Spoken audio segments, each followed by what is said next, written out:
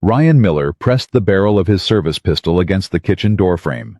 Safety off, breath held hard, slamming against his ribs, because someone was sitting at his dead mother's table at 2 in the morning.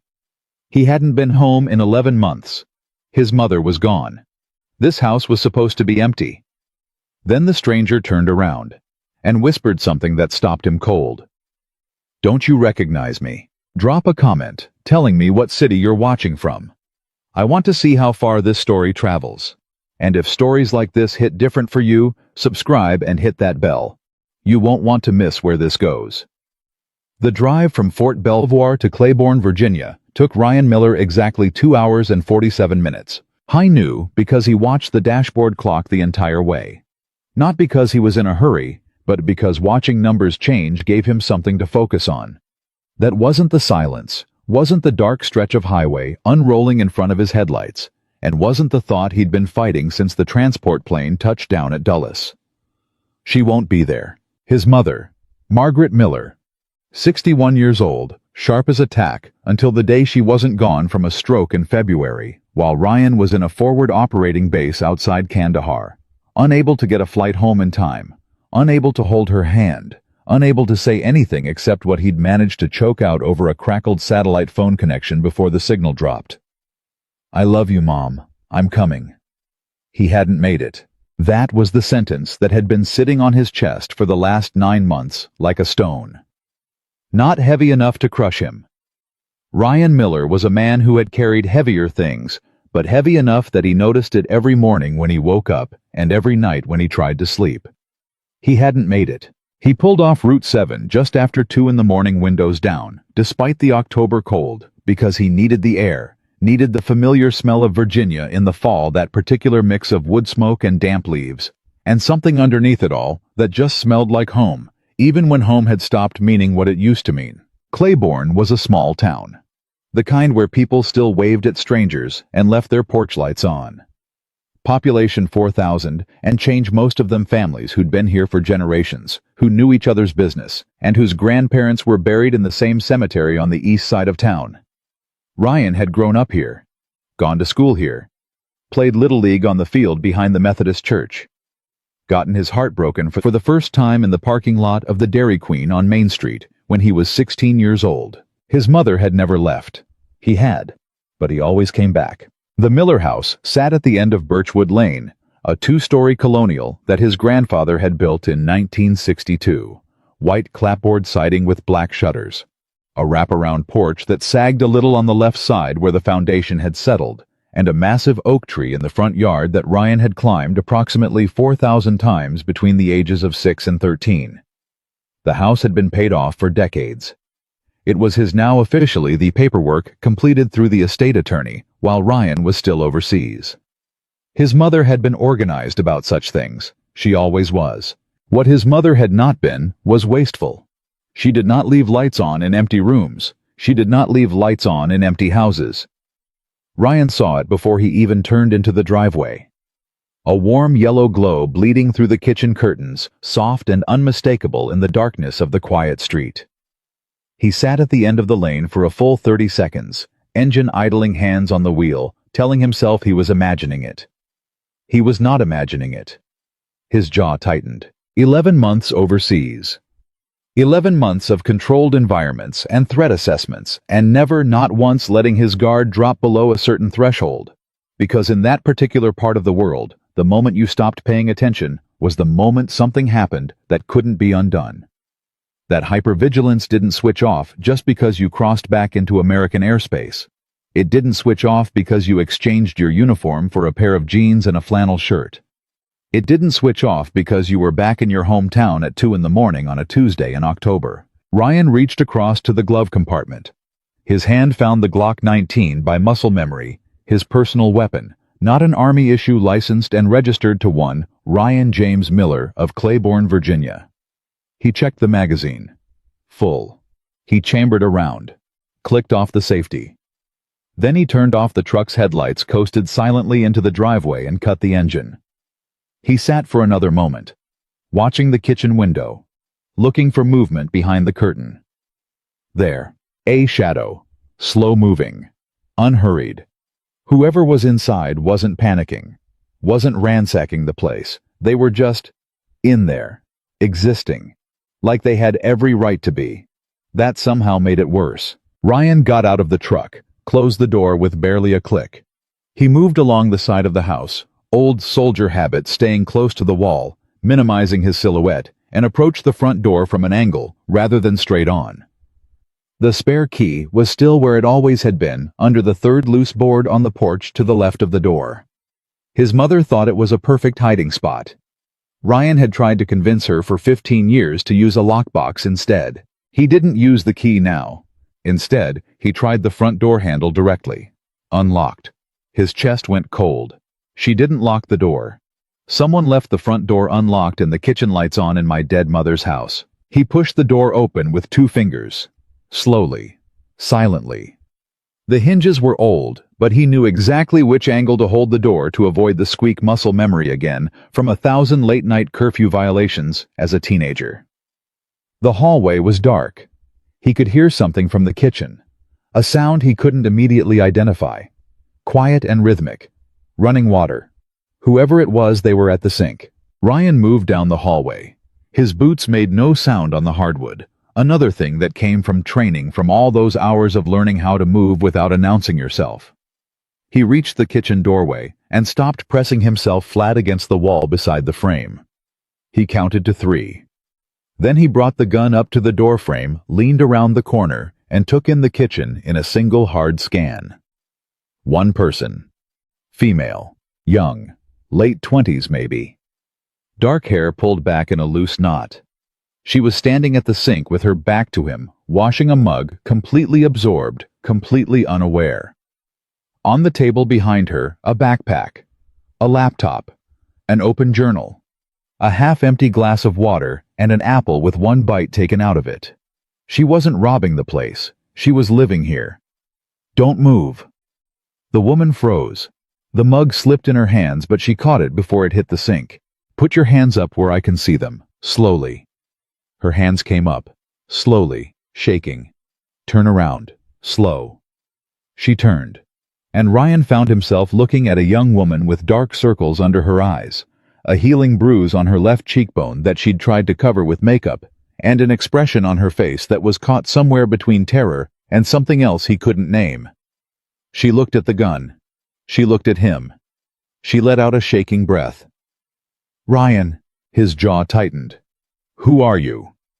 It wasn't a question. It was a demand. His voice was flat, controlled the voice he used when there was a situation that needed to be managed, and emotion was a luxury he couldn't afford. The woman's eyes filled. She didn't lower her hands. She just kept looking at him with that strange expression, the terror he understood, but beneath it was something that looked like relief, which made no sense whatsoever. You really don't recognize me. I asked you a question. I know. Her voice broke. She steadied it with visible effort. My name is Emily, Emily Carter. I used to live here. Ryan didn't lower the gun. Nobody named Emily Carter ever lived in this house. I was 17. The words came out carefully, like she was arranging them. You were 18. You'd just gotten your acceptance letter from the army. Your mom, Margaret, she made a cake. Yellow cake with chocolate frosting. You complained about it because you wanted a party, and she said the only party happening in her house was a family dinner. Ryan's grip on the gun didn't loosen, but something happened in his chest. A pull, like a thread being tugged. She put those little plastic soldiers on top of the cake. The woman's voice dropped to almost nothing. She bought them at the dollar store. She thought they were funny. You were so embarrassed. You told her to take them off, and she said, You are not too old to march yourself back to your room. Ryan heard himself finish the sentence. He hadn't thought about that cake in 15 years. He lowered the gun. Slowly. Not all the way down, but enough. Emily Carter. Yes. Emmy. Something in her face crumbled and rebuilt itself in the same breath. She exhaled. You do remember. He stared at her. Stared at the face beneath the exhaustion, and the bruise and the dark circles. Found the geometry of it, the particular shape of the cheekbones, the way her eyes tilted slightly upward at the outer corners. And somewhere deep in the sediment of 11 months overseas, and 9 months of grief, and more years than he wanted to count, he found a memory. A skinny girl sitting at this same table. A girl his mother had brought home one night without explanation. A girl who didn't talk much but who always offered to help with dishes. A girl who had sat beside his mother at Christmas like she'd been part of the family forever. Emily Carter. Emmy. He stepped fully into the kitchen. "You can put your hands down," he said. She did. They were still shaking. He set the gun on the counter within reach, but not in hand. He pulled out the chair across from the one she'd clearly been sitting in and dropped into it. He looked at the table, the backpack, the laptop, the open journal with handwriting he couldn't read from this distance, the half-eaten apple. She'd been sitting here for a while. "How long?" he said. Emily lowered herself carefully into her own chair. She folded her hands in front of her on the table like she was about to be interviewed for a job she desperately needed. 3 weeks. 3 weeks. I know how it sounds. My mother's been gone since February. You've been in this house for 3 weeks, and I'm only finding out now because I happened to come home. I didn't know when you were coming back. The army wouldn't—" She stopped. "I called the base. They wouldn't tell me anything. I didn't know if you were another stop. I didn't know." Ryan looked at her face, at the bruise. "What happened to your cheek?" Her hands tightened on top of each other. "I walked into something." Emily. "A door frame." She said it without flinching, without looking away, and that told him everything he needed to know about how many times she'd told that particular story. "I walked into a door frame. I'm clumsy." "You were never clumsy." The memory surfaced before he could stop it. A girl who moved quietly and efficiently and never broke anything. "You never broke a single thing in this house in the almost year you lived here. You're not clumsy." She looked down at her hands. "Tell me why you're here," he said. His voice was different now, still firm, but not cold. "The real reason." A long pause. "Your mom gave me permission," she finally said. "Before she pressed her lips together. I was in contact with her. We talked on the phone every couple weeks, for years. She knew what was happening. And she told me that if I ever needed to, if I ever had to get out, and I didn't have anywhere safe to go." Her voice wobbled. She held it together with visible effort. "She told me the key was under the third board. She told me to come here." Ryan let that sit. The kitchen ticked with silence. The refrigerator hummed. Outside, somewhere distant, a dog barked twice and went quiet. His mother, keeping a key under the porch, keeping contact with a girl she'd taken in 12 years ago. Keeping it from Ryan, presumably because why?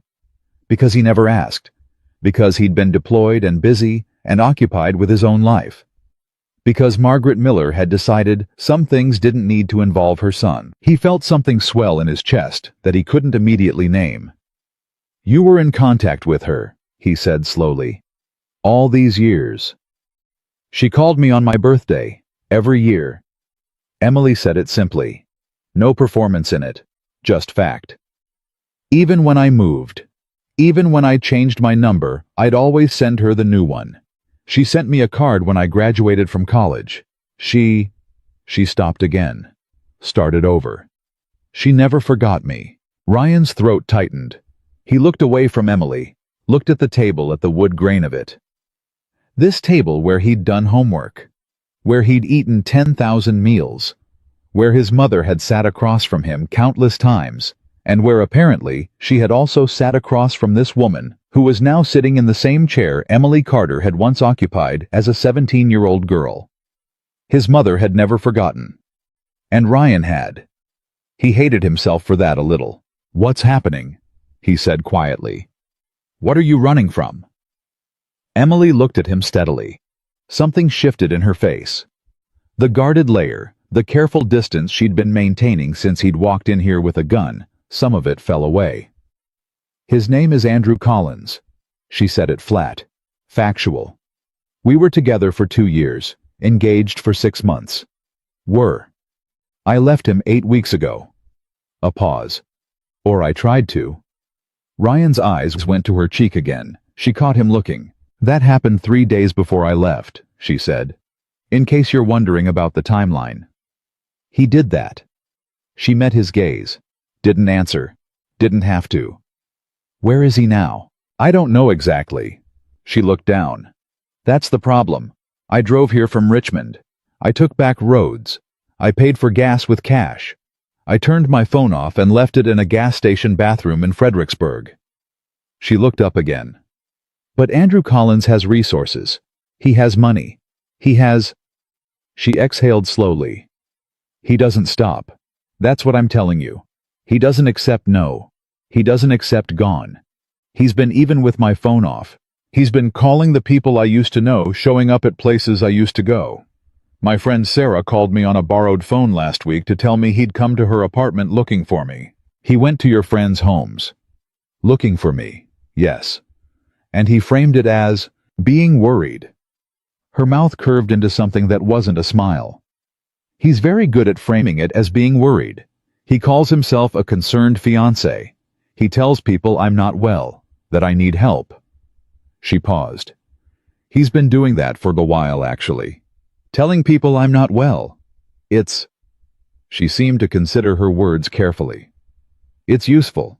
If people think I'm unstable, then anything I say can be explained away. Ryan was quiet.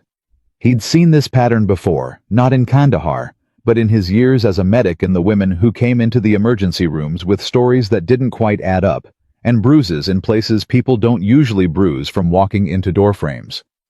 He knew the vocabulary of it. The isolation. The financial control. The reframing of the victim as the problem.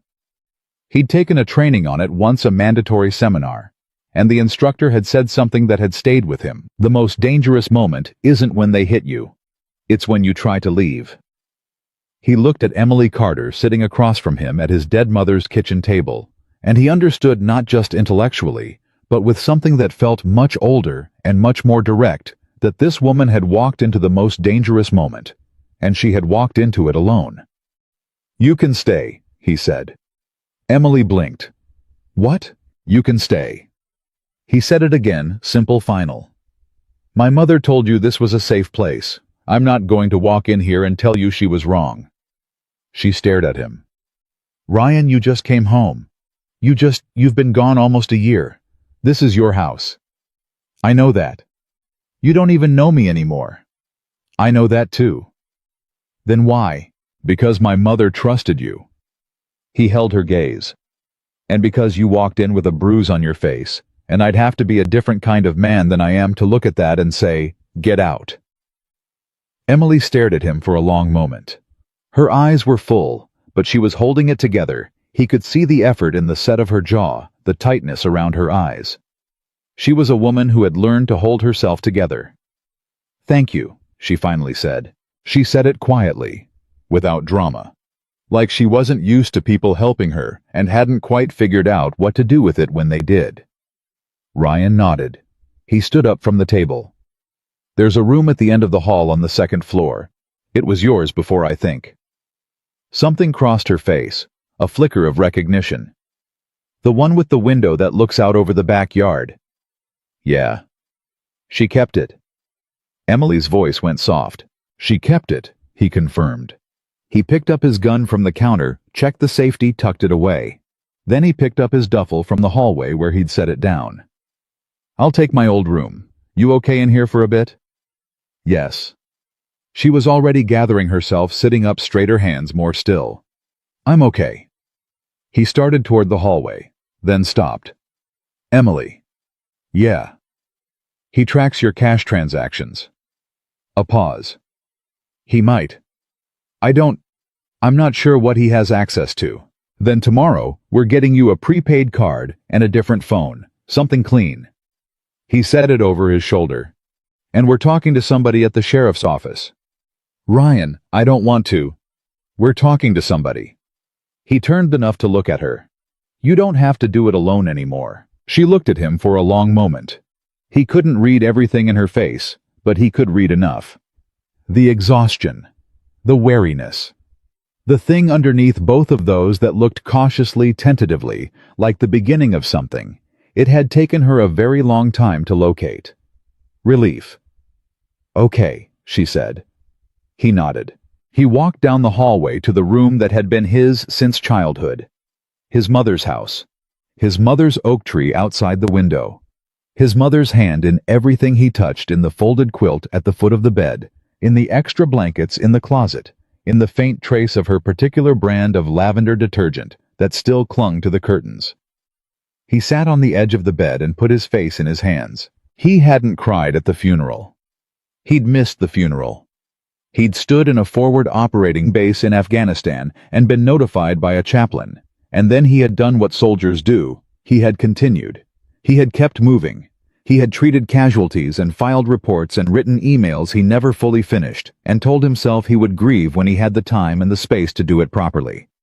He had the space now. He sat in his dead mother's house, and he breathed, and he didn't cry, but something in him cracked open just slightly, a seam, a fault line. Not breaking, just giving. Margaret Miller had never stopped helping that girl. All those years, all those phone calls, all those birthday cards. She had taken a stranger in, and she had never stopped treating her as family, and she had given her a key to her home as a final act of care. And she had never once mentioned it to Ryan, and he had never once asked.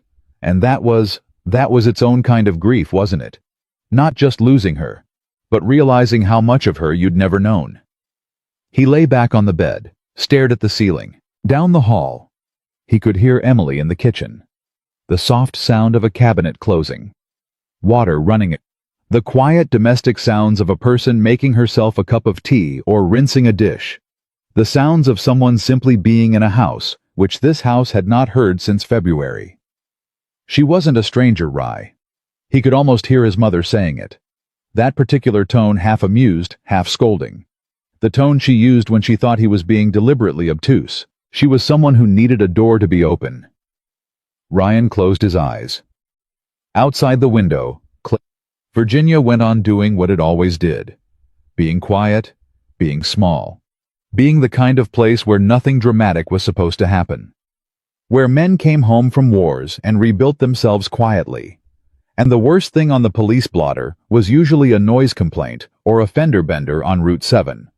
Except now a woman with a bruised cheek was sleeping down the hall. And somewhere Richmond, maybe, or maybe not that far at all, a man named Andrew Collins was looking for her. Ryan opened his eyes. He looked at the ceiling for a long time. Then he got up, walked quietly back down the hall, and checked that the front door was locked. The back door too. The windows on the ground floor.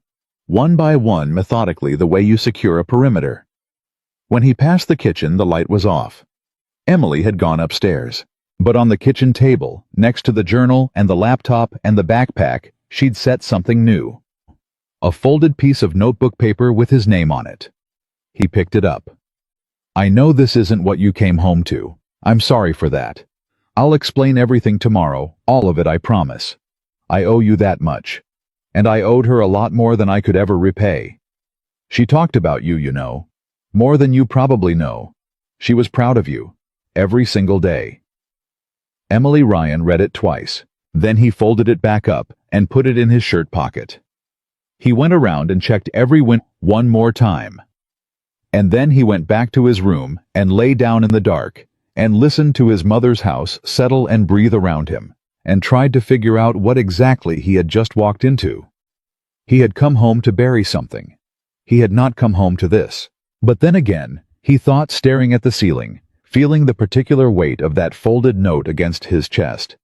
Margaret Miller had never in her life done anything the way you expected her to. Why would dying be any different? Outside on Birchwood Lane, a pair of headlights appeared at the end of the street. They slowed. Then they moved on. For now. Ryan woke up at 05:30. Not because of an alarm. Not because anything had changed. He woke up at 05:30 because 11 months of deployment had rewired his internal clock to something that functioned less like a sleep schedule and more like a combat rotation. And no amount of being back on American soil was going to fix that overnight. He lay still for 30 seconds. The old habit, the assessment ritual, and let his senses map the space around him before he moved. Listened to the house. Listened for anything out of place. The refrigerator humming downstairs. The furnace cycling on with a familiar tick and exhale he hadn't heard in almost a year. Wind moving through the oak tree outside the window. And from down the hall very faintly, the sound of someone else breathing in their sleep. He'd almost forgotten that sound. The simple sound of not being alone in a house. He got up, pulled on jeans and a flannel shirt, moved to the window and looked out at Birchwood Lane in the pre-dawn gray, scanning the street, the way he always scanned any perimeter left to right, near to far, looking for anything static that hadn't been static when he went to sleep. A vehicle parked where no vehicle had been parked before. Someone standing somewhere they had no reason to be standing. The street was empty. He went downstairs. The kitchen looked different in daylight, or in the particular gray-blue half-light that was the closest thing to daylight at this hour in October. He stood in the doorway for a moment and just looked at it. His mother's kitchen. The same yellow curtains she'd had since 1998, faded now to almost cream. The same cast-iron skillet hanging on the wall beside the stove. The same row of ceramic canisters on the counter, flour and sugar and coffee, labeled in his mother's handwriting with a Sharpie that had bled a little at the edges. Hi-Mod Coffee. He sat at the table. He put Emily's note on the table in front of him, unfolded and read it again in the growing light. She talked about you, you know. More than you probably know. He wondered what exactly his mother had said. He wondered if it was the version of him he'd like to believe existed. The devoted son, the dedicated soldier, the man doing important work for important reasons, or the version that kept him awake some nights, the one that couldn't make it home in time, that missed birthdays and Christmases, and the last phone call he should have made. He was on his second cup of coffee when he heard footsteps on the stairs. Emily appeared in the kitchen doorway, wearing a gray sweatshirt and jeans, her hair down now dark and still slightly damp from a shower. She had tried to put something over the bruise on her cheek again, lighter coverage than the night before, more transparent in the morning light. It didn't hide much.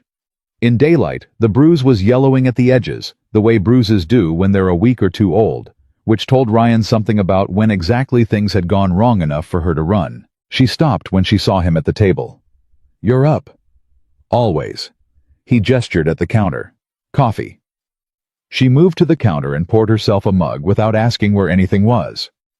He watched her open the cabinet to the left of the sink for the mugs, not the right one, not the one above the coffee maker, where most people would look first. She went straight to the correct cabinet. She remembered where everything was. She sat across from him, the same seat as last night, and wrapped her hands around the mug and looked at the table. The note was still there between them. She glanced at it but didn't say anything. "You slept," he said. "Some." She looked up. "You?" "Some." A brief silence. Not uncomfortable exactly. More like two people quietly establishing the terms of a morning neither of them had particularly planned for. "I want to explain," she said. "Everything, from the beginning. I said I would, and I meant it." "You don't have to do it all at once." "No, She shook her head. "I've been carrying it for a long time, and last night I kept waking up and thinking about everything I owed you an explanation for, and I'd like to just—" She exhaled. "I'd like to say it, if that's okay." He looked at her over his mug. "Okay." She was quiet for a moment, gathering herself. He didn't rush her. "I was 17, she began, "when your mom found me. I don't know how much she told you about where I came from." "Almost nothing," Ryan said honestly.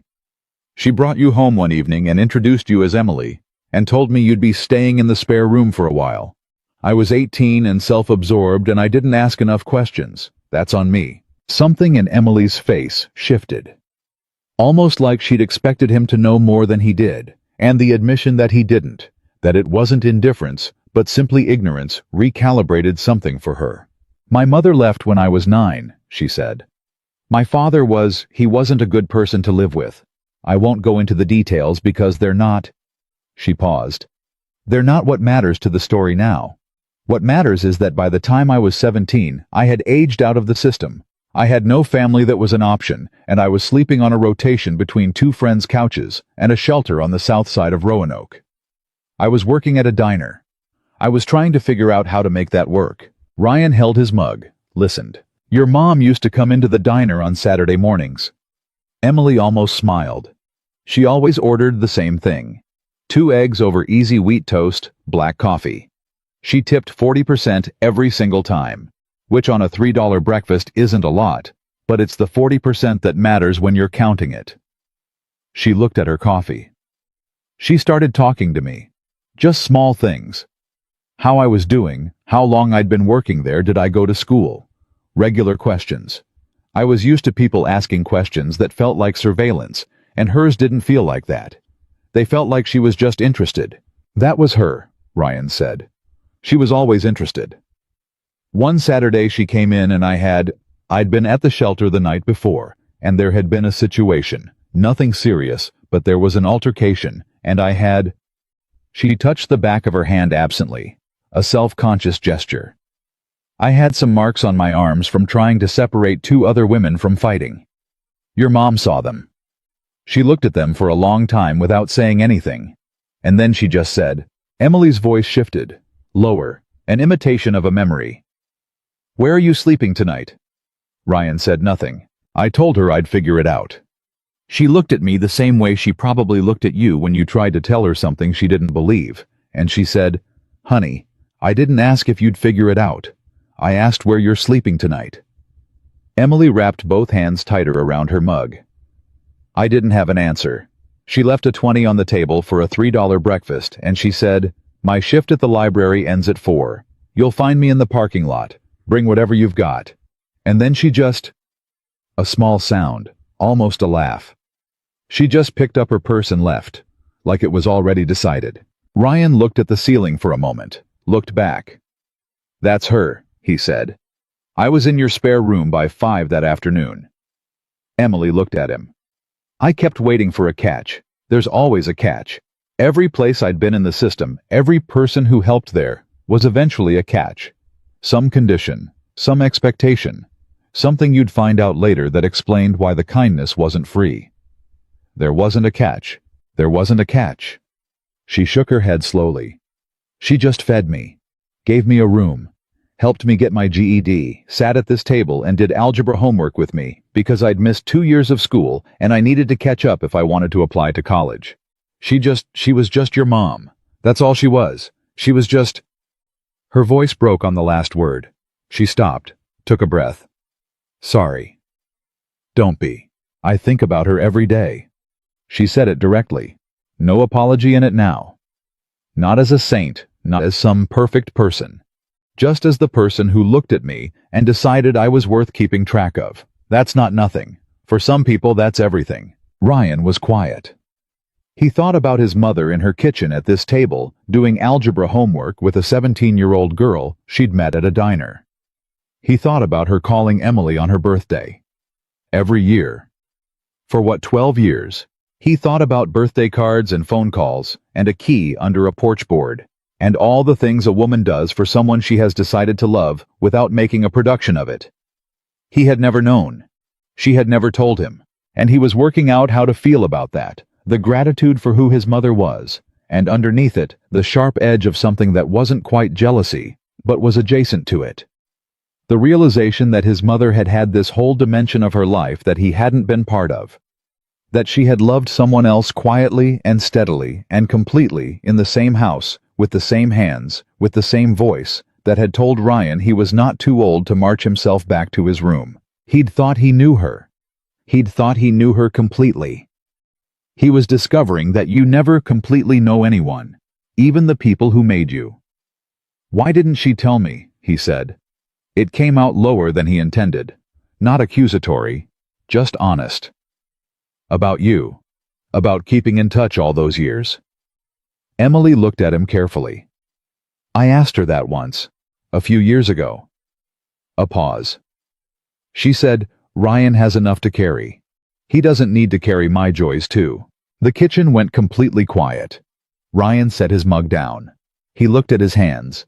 He thought about what it meant to have a mother who looked at your life and made the deliberate calculation that her happiness was something you didn't need to be burdened with. Who loved you by subtracting herself. He had thought his mother was private. He had thought she was closed off. It turned out she had been trying to protect him. She was wrong, he said finally. About that. I know. Emily met his eyes. I told her that too. Something shifted between them then. Not dramatically. Not the way it happens in movies with swelling music and meaningful looks. It was quieter than that. It was the quiet of two people who had both been loved by the same woman and were only now beginning to understand the full scope of that love, which was larger than either of them had known and which extended beyond her death in ways that were still being revealed. Ryan picked up his coffee. Tell me about Andrew. Emily's expression changed.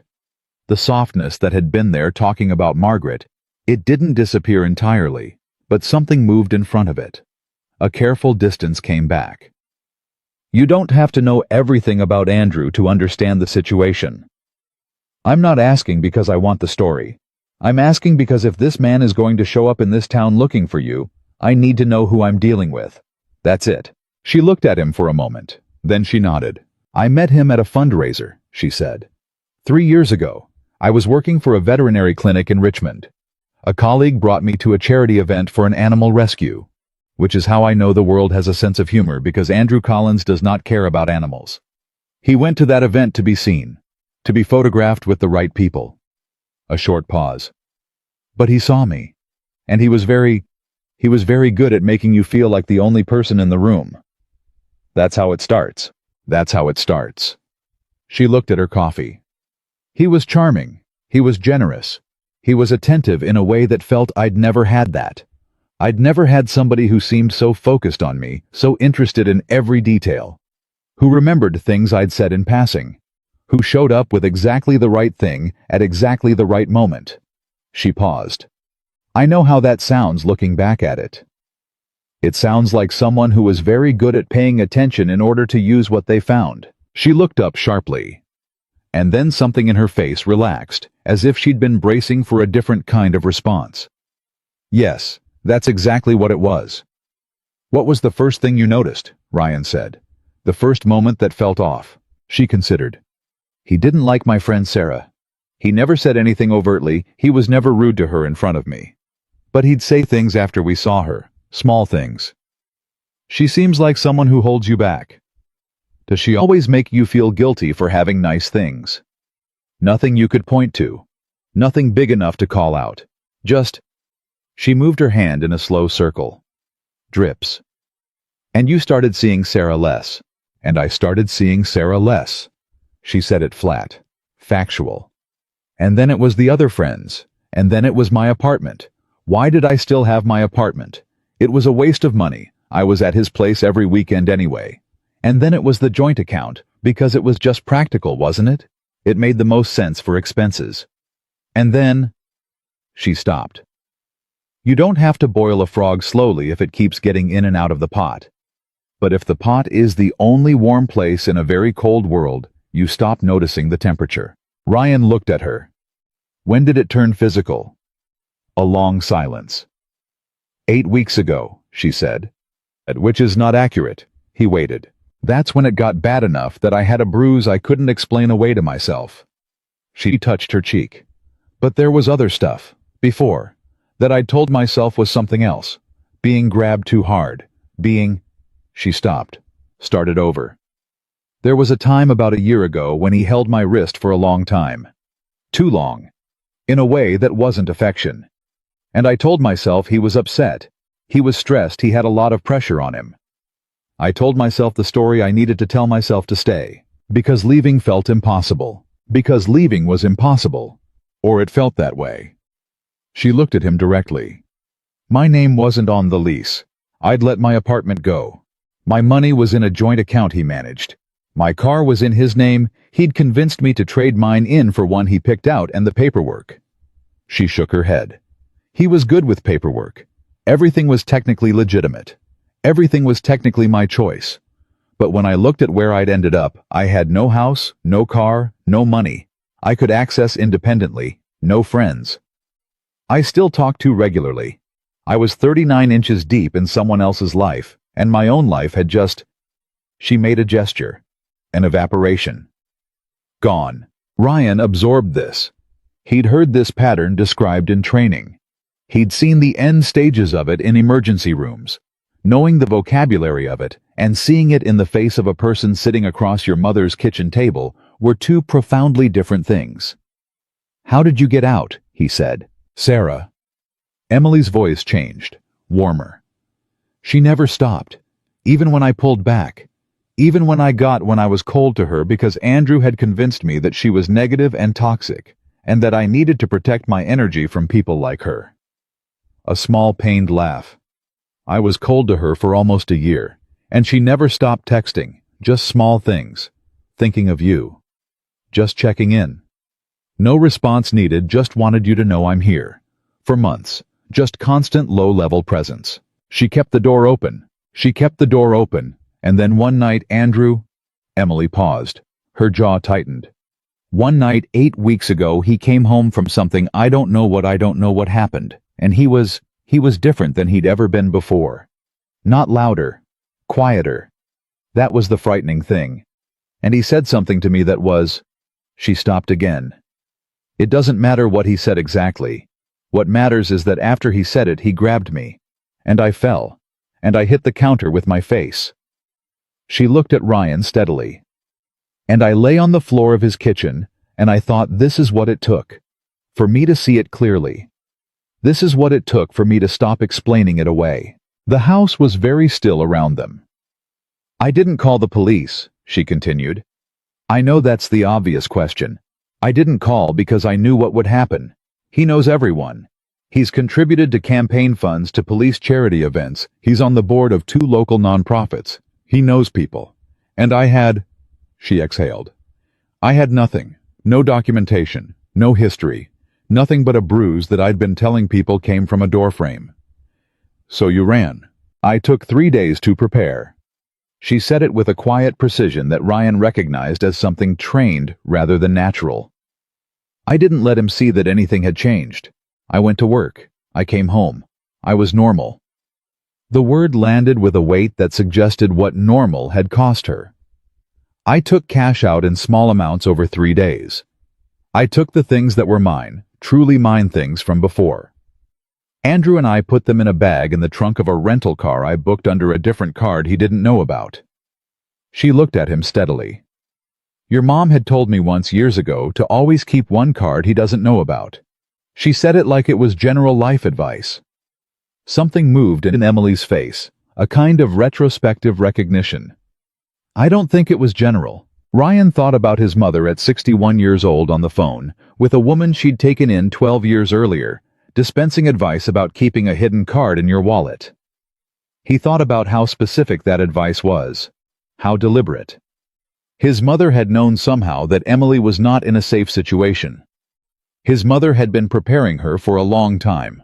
"On the 3rd night," Emily continued, "he went to a dinner that he'd told me I didn't need to attend.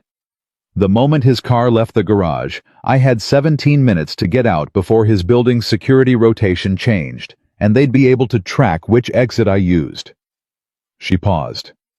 "I'd timed it. I'd spent 3 days timing everything." "You planned a tactical extraction." She blinked. Then, for the first time since Ryan had walked in the night before with a gun, something crossed her face that was unmistakably almost humor. Almost. "I never thought of it that way. But yes, I suppose I did." "That takes clarity," he said. "That takes a level of focus that most people don't have when they're scared. You did that while scared." She looked at him. For a moment he thought she might say something, but she just looked at him, and he saw something pass through her eyes that looked like the particular expression of a person who has been told the truth about themselves and is not quite sure how to receive it, because they've been hearing a very different version for a very long time. "I drove to Fredericksburg," she said after a moment. "Got rid of my phone at the gas station like I told you. Switched cars at a rental place there using the other card and a printout of a reservation I'd made 3 days before. Then I drove here on back roads." She was quiet for a moment. "The only people in the world who knew that your mom had told me I could come here were your mom and me. I thought that was safe enough." "You thought nobody knew." "I thought nobody knew." A small pause. "But Andrew he's very resourceful and persistent. And I've been here 3 weeks, and I keep telling myself that if he'd found me, he'd have shown up by now." She looked at Ryan directly. And then I say to myself, unless he's waiting. The sentence landed in the kitchen and stayed there. Ryan looked at her face, at the careful control in it, at the thing beneath the control that was not quite fear, but was fear's patient, experienced cousin. The thing that lives in you when you've been afraid for a long time and you've gotten so good at managing it that it no longer looks like fear from the outside. It just looks like being very still. Are you safe? He asked. Right now, this morning in this house, are you safe? Yes. She said it without hesitation. Good. He stood up. Then we eat breakfast, and then we talk about next steps, concrete ones. I don't want to make this your problem. He picked up the cast iron skillet from the wall and put it on the stove. You're not making it my problem. My mother already made it my problem. She just did it from the other side of the ground. He turned on the burner. Can you cook? A beet. Yes. Good. There are eggs in the refrigerator. My mother kept a garden out back, but I don't know what survived the season. Check what we've got and start with whatever looks usable. Emily stood slowly, like she wasn't entirely sure of the reality of what was happening, like she'd been so long in a world where care came with conditions that unconditional care read as something suspicious, something to be examined before it could be trusted. She moved to the refrigerator, opened it, looked at what was there. Someone stocked this, she said quietly. That'd be my neighbor, Mrs. Davison. She's been checking on the house. I called her from the base 2 days ago to let her know I was coming. He paused. She doesn't know about you. Should I? Not yet. We'll figure that out. Emily nodded. She started pulling eggs from the refrigerator, some vegetables from the drawer. She moved around the kitchen with a familiarity that shouldn't have existed after 12 years, but that made complete sense when he thought about how much time she'd spent here as a girl. This had been the first safe kitchen she'd ever known. The body remembered safe places. They worked alongside each other without much conversation. Ryan made toast. Emily scrambled eggs with some onion and pepper she found in the crisper. She located plates in the correct cabinet without opening the wrong one first. She poured coffee without being asked. It was bizarrely ordinary. It was, Ryan thought, watching her reach past him for the salt, almost exactly the kind of morning his mother had always imagined for this kitchen. People moving around each other, feeding each other. The small, unceremonious rituals of a house that was being used rather than preserved. They sat back down. They ate. Halfway through, Emily said, "You haven't asked me what's in the journal." Ryan glanced at the journal still sitting on the edge of the table. Is it relevant? I've been documenting everything. Dates, events, what he said, what he did when. Bank statements I photographed before I left. Screenshots I sent to a cloud account he didn't know I had. She looked at her plate. I started doing it about 6 months ago, when I started letting myself think about leaving. She looked up. Sarah told me to.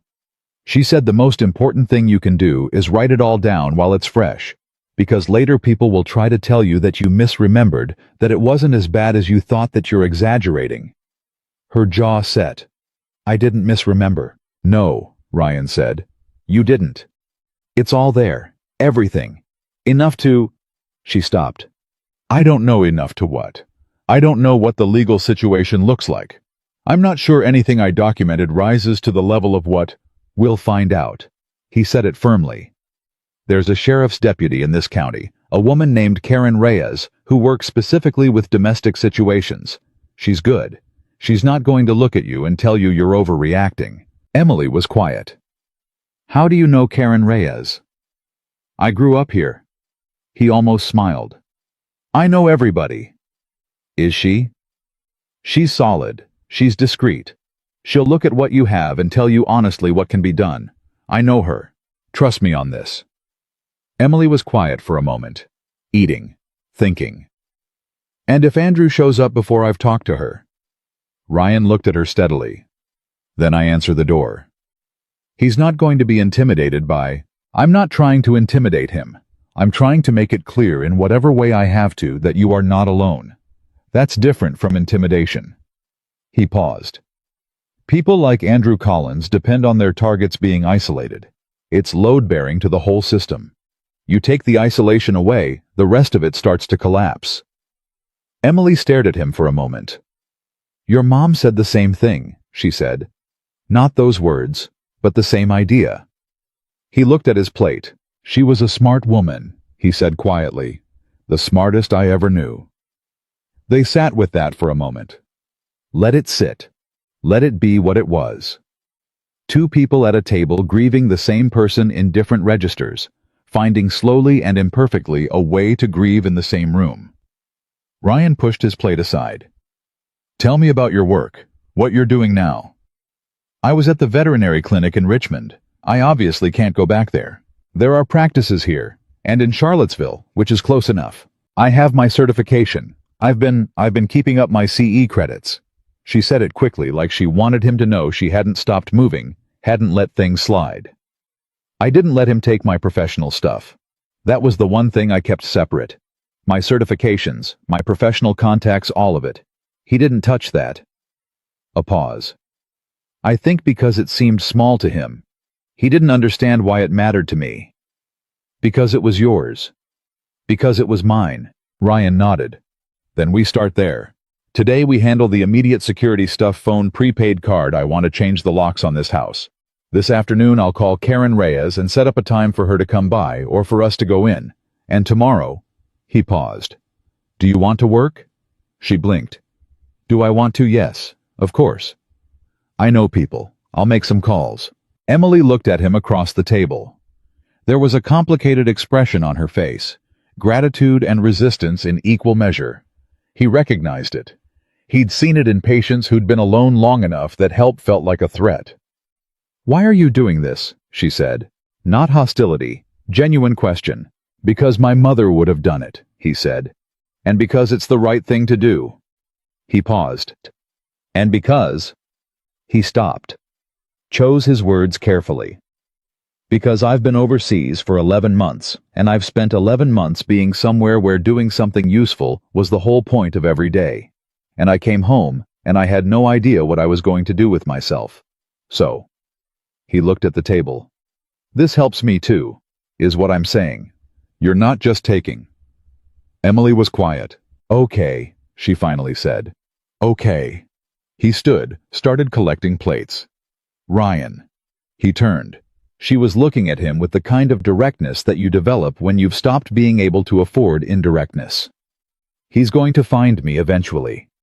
I need you to understand that. I'm not panicking. I'm not being paranoid. I am telling you something I know.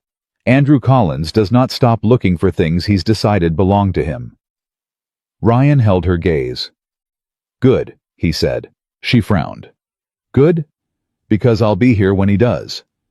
He turned back to the sink. Outside, the October morning was fully arrived now. Gray and cool. The oak tree in the front yard releasing leaves in the wind, one at a time, each one pulling free and dropping out of sight. The street was still quiet, still ordinary. But Ryan stood at his mother's sink washing dishes and felt something he hadn't expected to feel on this particular morning in this particular house. He felt necessary. He'd come home to mourn. He'd come home to close things down, sort through belongings, figure out what to do with a house full of his mother's life and no clear idea of his own next chapter. But his mother, Margaret Miller, who had never once done anything the way you expected her to, had left him something in this house. Not in a will, not in a letter, not in any form a lawyer could notarize. She'd left him a person who needed help. Because she had known the way, she always knew that her son was someone who rebuilt himself by rebuilding things. From down the hall, he heard Emily pick up the journal from the table. He heard the sound of her sitting back down. He heard the quiet scratch of a pen. She was writing something, adding something to the record, building something. They both were, and somewhere between the coffee and the eggs and the honest conversation and the October light coming through the yellow curtains, the house that had been silent since February became once again something closer to what it was built to be. Not a monument to someone gone. A place where people who needed each other could find each other. Outside on Birchwood Lane, a silver SUV rolled slowly past the house. It didn't stop, but it slowed just slightly at the end of the driveway, and Ryan standing at the window filling a glass with water. Saw it. He didn't move. Didn't react. Watched the SUV continue to the end of the street and turn the corner and disappear. He stood at the window for a long moment after it was gone. Then he set down the glass, walked to the hallway, and stood at the base of the stairs. Emily. A pause. Then, yeah. How soon can you be ready to go out? Another pause. Longer. He heard the journal close. 20 minutes. Make it 15. He walked to the closet by the front door and took out his jacket. The silver SUV had Virginia plates. He hadn't been able to read the number from this distance, but he'd been in enough situations, in enough places to know the difference between a car that was passing through and a car that was learning the lay of the land. And that car had been learning. They were in Ryan's truck and moving within 14 minutes. Emily had come downstairs with her backpack. Everything important already in it. He noticed the way someone carries things when they've learned that leaving can happen without warning. Laptop. Journal. A manila envelope he hadn't seen before, thick with papers. She moved quickly and without drama, and he registered that as something significant. She wasn't panicking. She'd run drills for this in her head, probably many times. Ryan pulled out of the driveway without turning on his headlights until they reached the end of the street. Old habit. Emily didn't ask about it.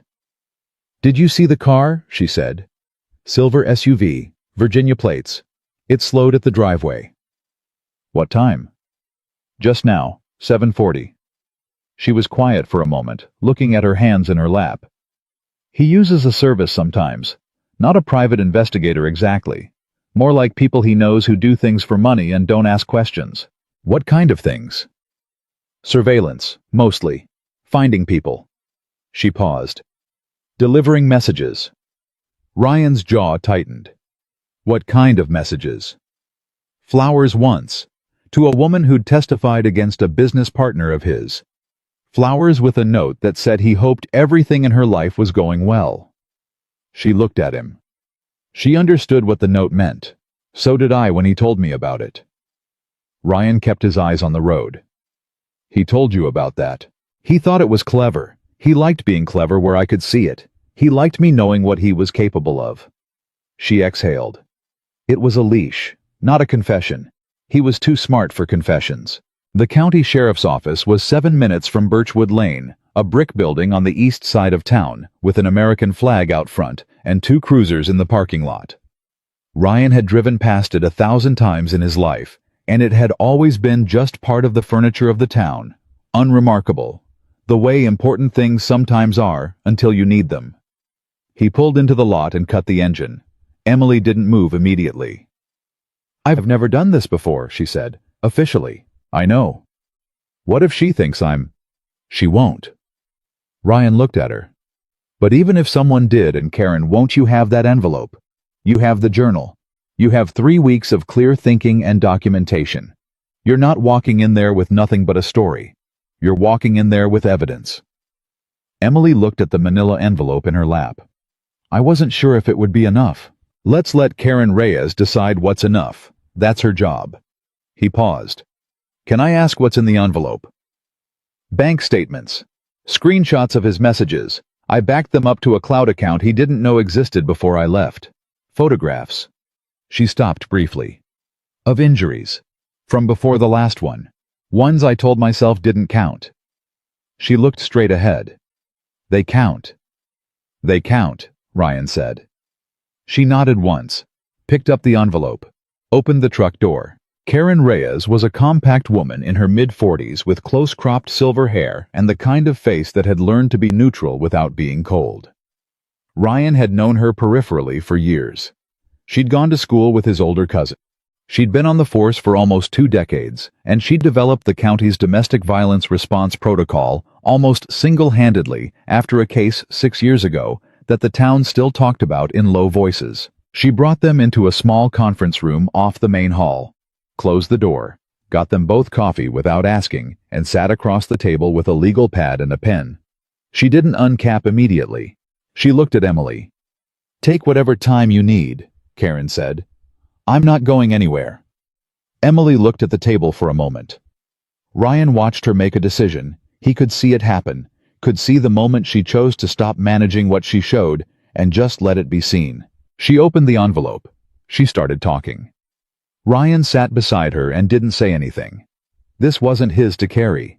He was there as a body in a chair, as proof that she wasn't alone, which was different from speaking for her. He let her speak for herself. She didn't need him to. She was precise. She was thorough. She laid out the timeline without flinching, without softening it, without any of the apologetic hedging he'd half expected. She put the bank statements on the table. The photographs she'd taken of herself in the mirror 3 different occasions. The kind of photographs you take when you're starting to understand that you might need them later. The messages printed dated, annotated in her handwriting in the margins, with context and pattern notes. 6 months of documentation. 6 months of a woman quietly building her case while living inside the thing she was building a case against. Karen Reyes uncapped her pen about 3 minutes into Emily's account and didn't put it down again. She asked questions, good ones. Not the questions that were really doubts in disguise, not, "Are you sure he meant it that way?" or "Had you been arguing?" or anything that put the weight back on Emily. She asked questions that built the picture outward. Third parties. Dates. Financial institutions. The name of Andrew Collins's attorney, which Emily knew because she'd overheard a phone call and written it in the journal. When Emily finished, Karen looked at everything on the table for a long moment. "This is good documentation," she said quietly. "Better than most of what I see." Emily's hands were flat on the table. Still. What can be done? Civil protective order. We can pursue that immediately. Criminal. Karen moved one of the pages slightly, looking at something. Criminal is more complicated because of jurisdiction. The primary incidents occurred in Richmond, which is outside my county. But I have contacts in the Richmond PD who work domestic cases, and with this level of documentation, I would expect them to take this seriously. "And if he comes here," Emily said. "If he shows up in Claiborne." Karen looked at Ryan briefly, then back at Emily. "If he comes here, he's in my jurisdiction, and if he approaches you in any way that can be documented as harassment or violation of a protective order we have in place." She paused. "He won't enjoy the conversation we'll have about that. He's not afraid of police. I appreciate you telling me that. It helps me calibrate." Karen held Emily's gaze. "Ms. Carr, I've been doing this for 19 years. I've dealt with men who were afraid of nothing. And I've learned something consistent about them. They are afraid of documentation. They are afraid of courts. They are afraid of what happens when the controlled environment they've built suddenly has witnesses." She tapped the papers on the table. "This is witnesses. Dated, time-stamped, annotated witnesses. He built his world on your isolation and your silence, and you've spent 6 months methodically dismantling both of those things." Emily looked at the papers on the table, at 6 months of her own handwriting staring back at her. "He told me I was imagining it," she said. "The pattern. He told me I was paranoid. He needed you to believe that. I almost did. For a long time I almost did." "I know." Karen's voice was steady. "That's how it works. That's precisely how it works. And the fact that you're sitting here with this..." She put her hand briefly on the stack of papers. "Not dramatic, just present. Tells me that some part of you never completely believed him." The room was very quiet. Emily breathed in slowly, breathed out. "What do we do first?" she said. They were in the building for 2 hours. When they came out, Emily had a case number, Karen Reyes's direct cell phone number, and the beginning of a paper trail that would take approximately 72 hours to translate into a preliminary protective order. Karen had also made a call while they were sitting there to a contact at the Richmond PD, a detective named Warwick, who worked specifically in financial abuse cases, and had described the joint account situation and the vehicle title situation in enough detail that the detective had asked for Emily to email him copies of everything she had. Ryan drove them to a big box store outside of town, where he bought a prepaid phone and a prepaid card under his name. He paid cash. Emily stood beside him at the counter and didn't say anything, but when they got back to the truck, she sat with the new phone in her lap and looked at it for a moment. "She called me on this number every birthday," she said. Ryan looked over. Your mom. For 12 years. Every September 4th. Emily turned the new phone over in her hands. I need a new number now. And she won't be calling it. There wasn't anything to say to that. Ryan started the engine. Her number's still in my old phone, Emily said quietly. The one I left at the gas station. A beat. I didn't plan for that. I planned everything else. I didn't plan for that. Do you remember it? Ryan glanced at her. Her number. Emily was quiet for a moment. 540-272-4198. That was her. That was her. Ryan pulled out of this parking lot. He didn't look at Emily because looking at her felt like intruding on something private. He drove. Let the silence do what it needed to do. After a while she said, I need to call Sarah. We'll get you set up when we get back to the house. She's going to want to know I'm okay. She doesn't know where I am. She knows I'm somewhere safe but not where. I didn't want to tell anyone in case Andrew got to them first. Yes, Ryan nodded. They were on Route 7 heading back toward Claiborne, the morning fully bright, now the trees on either side of the road in full October. Color red and orange and a yellow. So intense it looked almost hot. Ryan had grown up in this part of Virginia, and the fall had always been the thing that made him certain it was the right place to be from even when he was living somewhere else entirely. He hadn't looked at it once since he'd driven in last night. He was looking at it now. I was trying to figure out if that meant something. He has a lawyer, Emily said suddenly. A very good one, in Richmond. Okay. If he files something, if he tries to say I took things from the apartment that were his, or if he goes after the joint account. Do you have your own legal representation? A pause. No. We'll fix that. Ryan, that costs. We'll fix it. He said it like it was simple. Not dismissive, just decided. There are legal aid resources through the county. Karen will know who to call. And if those don't cover what you need, he paused. We'll figure it out, one thing at a time. Emily looked at him. He could feel her looking at him.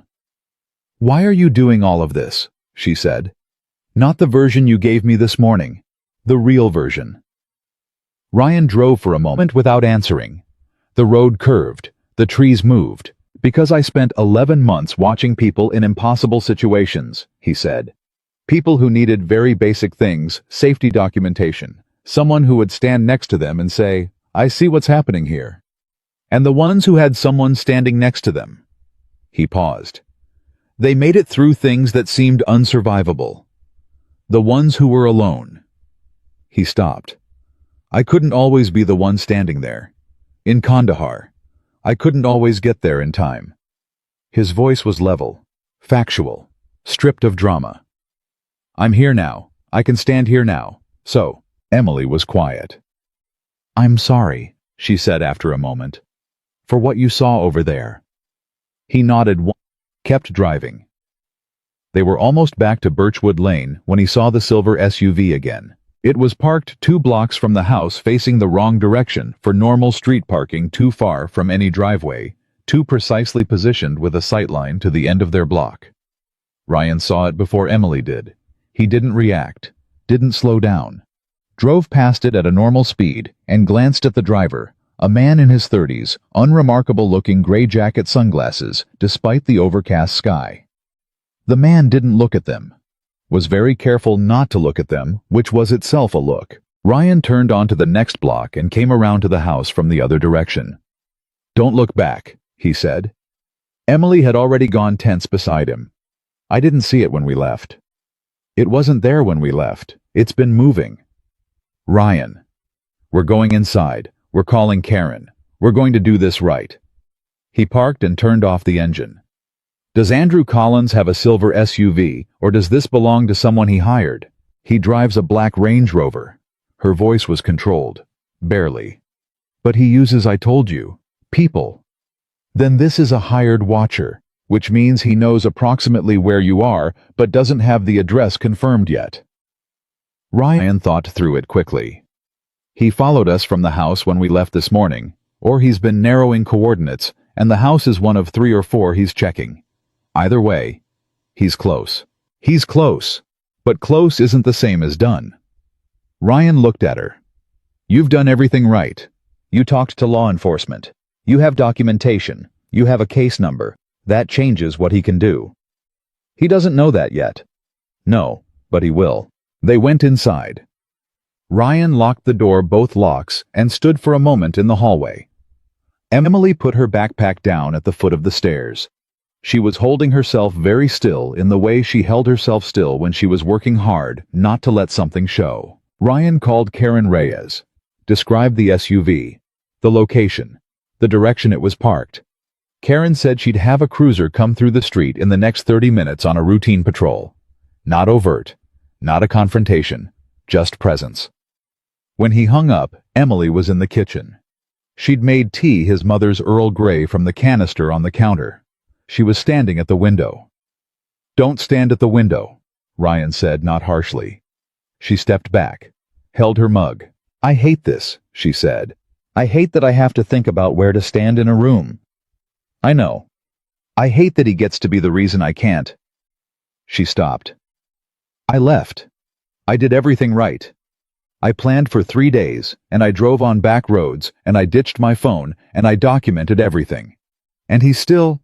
She looked at Ryan. It doesn't stop, does it? Not right away. Not just because you ran. Not right away. No. He said it directly. Because she deserved direct.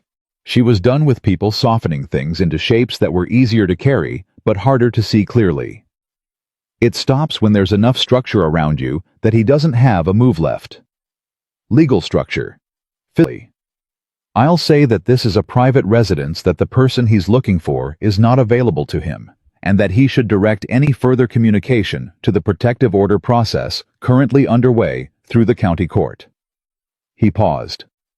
And if he responds to that in any way that constitutes a threat, I will call Karen Reyes and document every word. Emily looked at him for a long moment.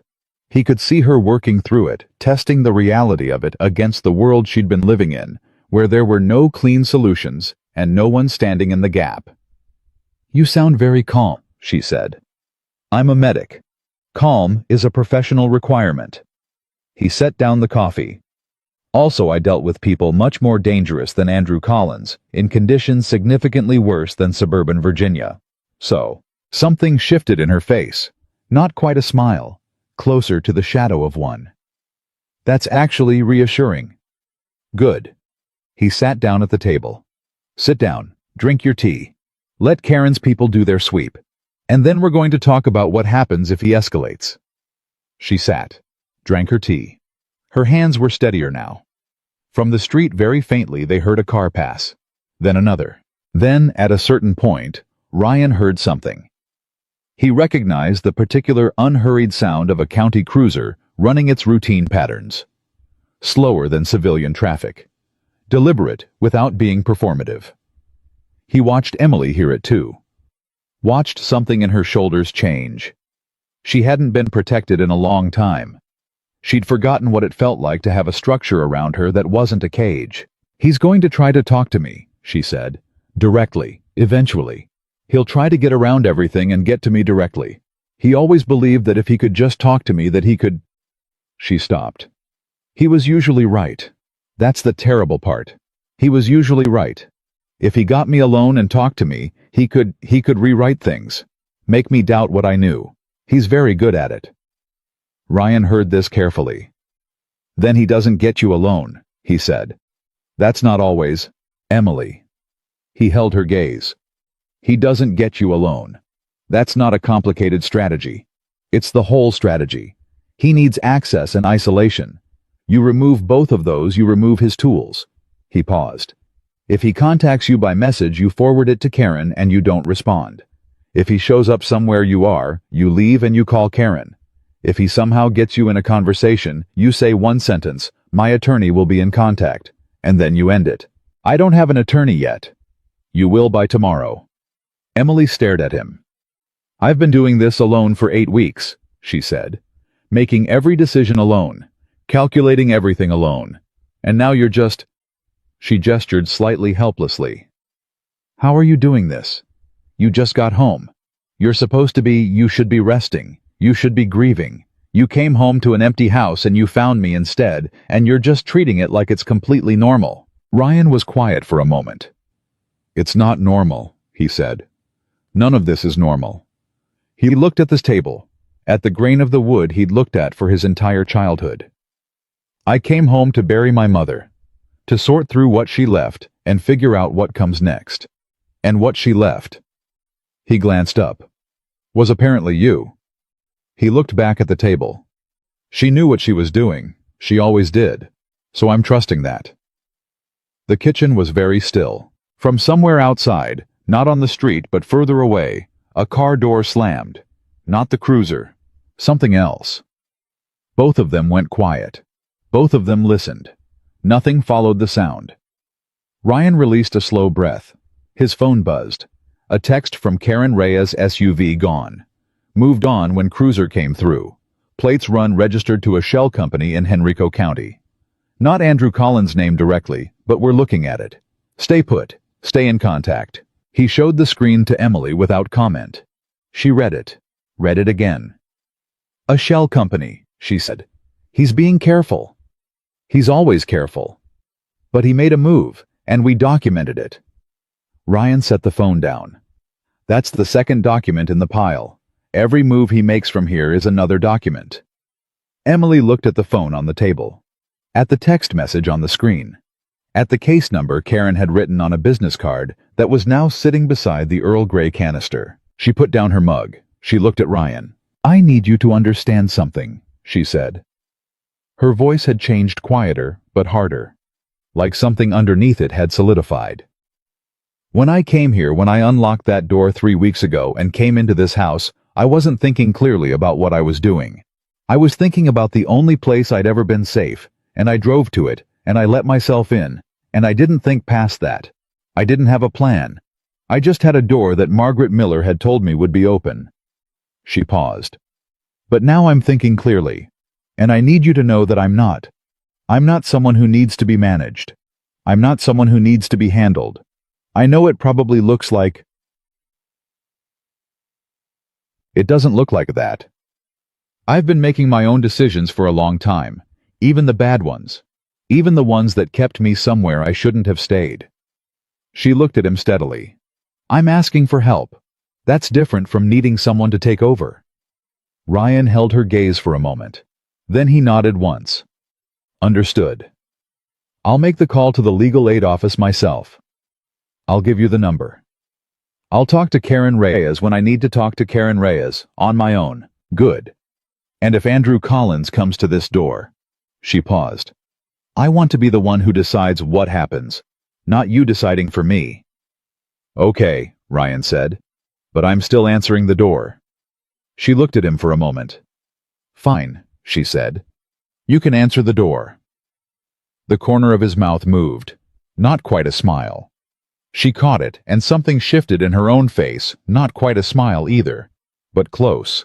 It was the first time since he'd walked in on her sitting at this table with a gun pointed in her direction, that something between them had been for just a moment almost light. The phone on the table buzzed again. Karen. A follow-up text this time, just 3 words, "Working on it." Ryan read it, looked at Emily, picked up his mug. Outside, the October morning was moving toward noon. The oak tree in the front yard was losing leaves fast. Today he could hear them touching the porch roof one at a time, light as nothing. His mother had always said that tree was the heart of the house, that the house built itself around the tree rather than the other way around. He thought about that. He thought about what it meant for a house to be built around something that was already there, something that had put down roots long before anyone decided to build walls. He looked at the business card by the canister, the case number, the 2 prepaid cards in his jacket pocket, the journal on the edge of the table with Emily's careful handwriting documenting the months of a life she was in the process of reclaiming. Andrew Collins was a careful man, a resourceful man, a man who had built a world specifically designed to prevent Emily Carter from being able to do exactly what she had done, and she had done it anyway. Ryan set down his mug. Whatever was coming, and something was coming, He felt it in the way he always felt things moving before they arrived. The same instinct that had kept him alive in places where instinct was the difference between those two conditions. Whatever was coming, it would find them ready. And it would find her standing. That, he decided, was enough for now. 3 days after the silver SUV disappeared from Birchwood Lane, the legal aid attorney called back. Her name was Patricia Okafor, and she had a voice that sounded like someone who had won arguments in difficult rooms for a very long time. Emily took the call at the kitchen table, while Ryan sat across from her drinking coffee and doing the thing he'd gotten good at in those 3 days, being present without hovering. There was a skill to it. He'd learned it as a medic, the difference between a patient who needed you close and a patient who needed you nearby but not crowding the wound. He listened to Emily's side of the call. Watched her sit up straighter as it went on. Watched her stop apologizing for taking up space on the line around minute 4. Watched her start talking about the documentation with the same flat precision she'd used with Karen Reyes, and this time without the initial hesitation. She was learning the shape of her own case, learning that it had weight. When she hung up, she put the phone on the table and looked at it. "She thinks we have enough for the civil protective order," Emily said. "She's filing the paperwork today, and she called Warwick at Richmond PD before she called me. They've opened a financial abuse inquiry on the joint account." Ryan put down his coffee. "That's fast." "She said the documentation is unusually thorough." A pause. "She asked me if I worked in a legal field." "What did you say?" "I said no. I said I understood that if I was going to leave, I needed to leave with proof." Emily looked at her hands. "She said most people don't think that clearly when they're scared." "You weren't most people in that situation." "I was terrified," she said plainly. "I want to be accurate about that. I wasn't calm. I was terrified for 3 days while I was preparing, and I couldn't eat, and I couldn't sleep, and I threw up twice in the bathroom of the clinic between appointments, because I kept thinking, what if he comes home early? What if someone tells him? What if he checks the bank app and sees the withdrawals?" She looked up. "Being terrified and thinking clearly aren't mutually exclusive. I need to remember that." "Write it down," Ryan said. She looked at him. "In the journal. Write that down. Because at some point someone, Andrew's lawyer maybe, or just your own head on a bad night, is going to try to tell you that you were hysterical and irrational. And you're going to want to be able to read that back to yourself." Emily held his gaze for a moment. Then she opened the journal and wrote something. He didn't read it. Wasn't his to read. She closed the journal. "Patricia wants to meet in person on Thursday," Emily said. "She's driving out from Charlottesville." "Good." She said if Collins violates the protective order once it's in place, even a phone call she can file for contempt. She said men like him often, she said they often can't help themselves. That the restriction itself becomes the provocation.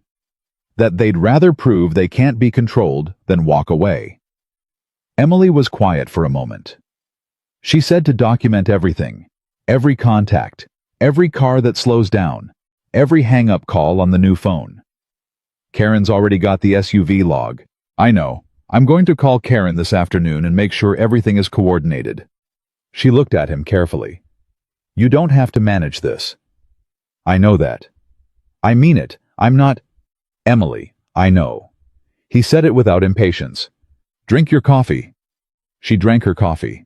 They'd established a rhythm over those 3 days that had surprised both of them with how quickly it settled. Ryan cooked breakfast. Emily made the evening meal partly because she said it gave her something to do with her hands in the hours that felt most tense. The hours after 4 o'clock when the light changed and the quiet on the street felt heavier. They split the household tasks without negotiation, simply doing what needed doing and not making it complicated. Ryan had started sorting through his mother's belongings. Not the major things, not yet, but the practical things, the closets, the papers, the kitchen drawers full of coupons and rubber bands and things his mother had kept, because she was constitutionally unable to throw away something that still had use left in it. He found 3 birthday cards in the kitchen drawer. All signed, all addressed. 2 to Ryan, one for his 30th birthday, which he'd spent in Kuwait, and one for his 31st, which he'd spent in Kandahar. Unmailed. His mother had written them and not sent them. He didn't know why. Maybe she'd meant to and forgotten. Maybe she'd written them for herself. The third one was addressed to Emily. September 4th. Stamped. Also unmailed. He'd set that one aside without opening it. He'd given it to Emily that evening without comment. She'd taken it from him and gone upstairs, and he hadn't seen her for 2 hours, and when she came back down, her eyes were red, but she was composed, and she didn't explain, and he didn't ask. Some things didn't require explanation. The rhythm they'd found wasn't comfortable exactly. It was too new and too strange for comfortable. They were two people who had been strangers for 12 years, and were now sharing a house under circumstances neither of them would have chosen, navigating grief and threat, and the daily logistics of a situation that could shift at any moment. But it was functional. It was honest. Nobody was pretending more than they had to, and that was rarer than it should have been. On the third evening, Emily had come into the living room, where Ryan was going through a box of his mother's books, and sat down on the floor across from him and said, "Tell me about your daughter." He'd looked up from the book in his hands. "What made you think of that?" "Your mom talked about her. Every time we spoke." Emily pulled her knees up. "She said her name was Lily. She said she looked exactly like you, but with her grandmother's eyes." Something moved through Ryan's chest. He set the book down. "She's 9. She's with her mother right now. Her mother and I. It's been over for a long time. It ended the right way, if there is a right way. We didn't hate each other. We just became people who couldn't sustain what we'd been." He paused. "Lily's good. She's the kind of kid who makes you feel like maybe you didn't completely ruin everything. She's smart, and she's stubborn, and she has absolutely no patience for nonsense." Emily smiled. A real one. First real one he'd seen. "She sounds like Margaret." "God help us all, she does." The smile held for a moment. Then it settled into something quieter. "When do you see her next?" "She's coming for Thanksgiving. Her mom is taking her to Florida for Halloween, so Thanksgiving was the compromise." He paused. I need to have the house in some kind of order before then." Emily looked around the living room. At the boxes. At the books sorted into piles. "We can work on it." "You don't have to, Ryan." She said it with a particular patience that was he recognized the mirror of the patience he'd been using with her. "Let me help." He looked at her for a moment. Then he picked up another book from the box and handed it across to her. She took it, read the cover, added it to the right pile. They'd worked in companionable silence for 2 hours. The morning of the 4th day. Ryan's phone rang at 10:30. He didn't recognize the number. He answered anyway. "Is this Ryan Miller?" A man's voice, smooth, calibrated to sound concerned. Ryan was quiet for exactly 2 seconds. "Depends who's asking." "My name is Andrew Collins. I think you know why I'm calling." Ryan walked out of the kitchen into the hallway. He kept his voice even. "I might." "Say it clearly so we're both on the same page." A small pause on the line. The pause of a man recalibrating. He'd expected a different tone. Something easier to work with. "I'm looking for Emily Carter. She's my fiancée. She left very suddenly, and I'm very worried about her. She has some..." Another tiny pause. The kind that was too small to catch if you weren't listening for it. "She's been under a lot of stress. She hasn't been herself. I just want to make sure she's safe." Ryan leaned against the hallway wall, kept his eyes on the kitchen doorway. Emily was in there. She couldn't hear this. "How did you get this number?" Ryan said. "I have resources," Collins said. Simple. Matter of fact. The answer of a man who wanted you to know that he had resources. "I see." Ryan let a pause develop. Let Collins sit in it. He'd learned in the army that silence is a tool, and most people fill it out of discomfort. Collins was no exception. "If she's staying with you," Collins started. "I don't know why you'd be calling me," Ryan said. "I don't know you, you don't know me, and whoever told you to call this number gave you bad information." "Mr. Miller, I'm going to give you one piece of advice, Mr. Collins. One. And I'm giving it to you in good faith." Ryan paused. "If there is a woman you care about who has left, and you genuinely believe she left because of stress, and not because she's trying to get away from you. The right response to that is to contact a professional, a counselor, a mediator, someone who can facilitate a conversation in a safe environment. He paused. Calling strangers and having a hired car sit outside residential properties on a public street, that's not concern. That's something else. And you don't want to pursue that something else, I promise you. The line was quiet for a moment. When Collins spoke again, the smoothness was still there, but something underneath it had changed, tightened. I think we both know she's there. I think you should talk to a lawyer before you call me again. He ended the call. He stood in the hallway for a moment. Heart steady, not elevated, not racing. He'd had phone calls in worse situations. This was a man in a suit making threats shaped like questions. Ryan had dealt with people who were actually dangerous. The distinction mattered. He walked back into the kitchen. Emily was at the counter. She was looking at him. Who was that? He'd known she'd hear the shift in his voice when he'd walked out. He'd known she'd know. Andrew Collins. She went very still. On your phone. Yes. How did he? She stopped. She knew how. She'd told him herself. Andrew Collins had resources. She set down the glass she'd been holding and put both hands flat on the counter, and he watched her breathe through the initial hit of it, the cold shock of how close he'd gotten, how quickly he'd found the thread, and then he watched her come out the other side of it without flinching. What did he say? Ryan relayed the conversation. Exactly as it happened. He didn't soften it. She listened without interrupting. He said she hasn't been herself, Emily repeated. Yes.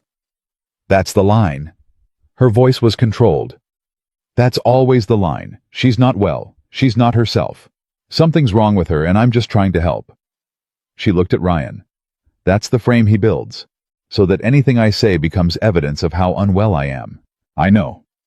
He picked up his phone from the counter and opened Karen Reyes's number. I'm documenting the call right now. Time, his name, everything he said. Emily watched him type it out. Text Karen. Karen's response came in under 40 seconds. 2 words perfect. More. He showed Emily the screen. Something moved in her face. Not relief exactly. More like confirmation. The confirmation that the system she'd been scared to trust was in fact working. Was paying attention. Was not going to fold when a charming man in a suit applied pressure to it. He's going to come here, Emily said. Probably. Physically. In person. He thinks he can talk you back. He's not going to stop at phone calls. Ryan put the phone in his pocket. So here's what we do. You call Patricia Okafor right now and tell her about the phone call. She needs that for the protective order filing. I'm going to call Karen and let her know to expect escalation. And then, he paused. Then we go on with our day, because that's the other thing. Emily frowned slightly. What other thing? He needs you afraid. Fear is the environment he operates in. It's what keeps people still. He looked at her. So we go on with our day. You call your attorney. I'm going to the hardware store to get new deadbolts I should have installed 3 days ago. And tonight, you're going to eat dinner and read something and sleep. She held his gaze. You make it sound straightforward. It's not straightforward, but it's doable. He paused. You've done harder things than this. You spent 6 months living with him while you were planning to leave. That was harder. You had to be invisible. You don't have to be invisible now. Emily was quiet. Then she picked up her new phone and dialed Patricia Okafor. Ryan put on his jacket and went to the hardware store. He was back in 45 minutes. He installed a new deadbolt on the front door and a secondary lock on the back, while Emily was on a call with Karen going over the details of Andrew's phone call in her own words in her own sequence without Ryan interpreting it for her. He could hear her through the back door while he worked her voice calm and specific, asking the right questions, writing things in the journal. She was finding her way back to herself. He could hear it happening. Mrs. Davison came over that afternoon. She was 72 years old, 5 feet tall with white hair cut short and reading glasses. She wore pushed up on her head even when she was actively using them, which drove Ryan slightly crazy. She'd been his mother's closest friend for 30 years.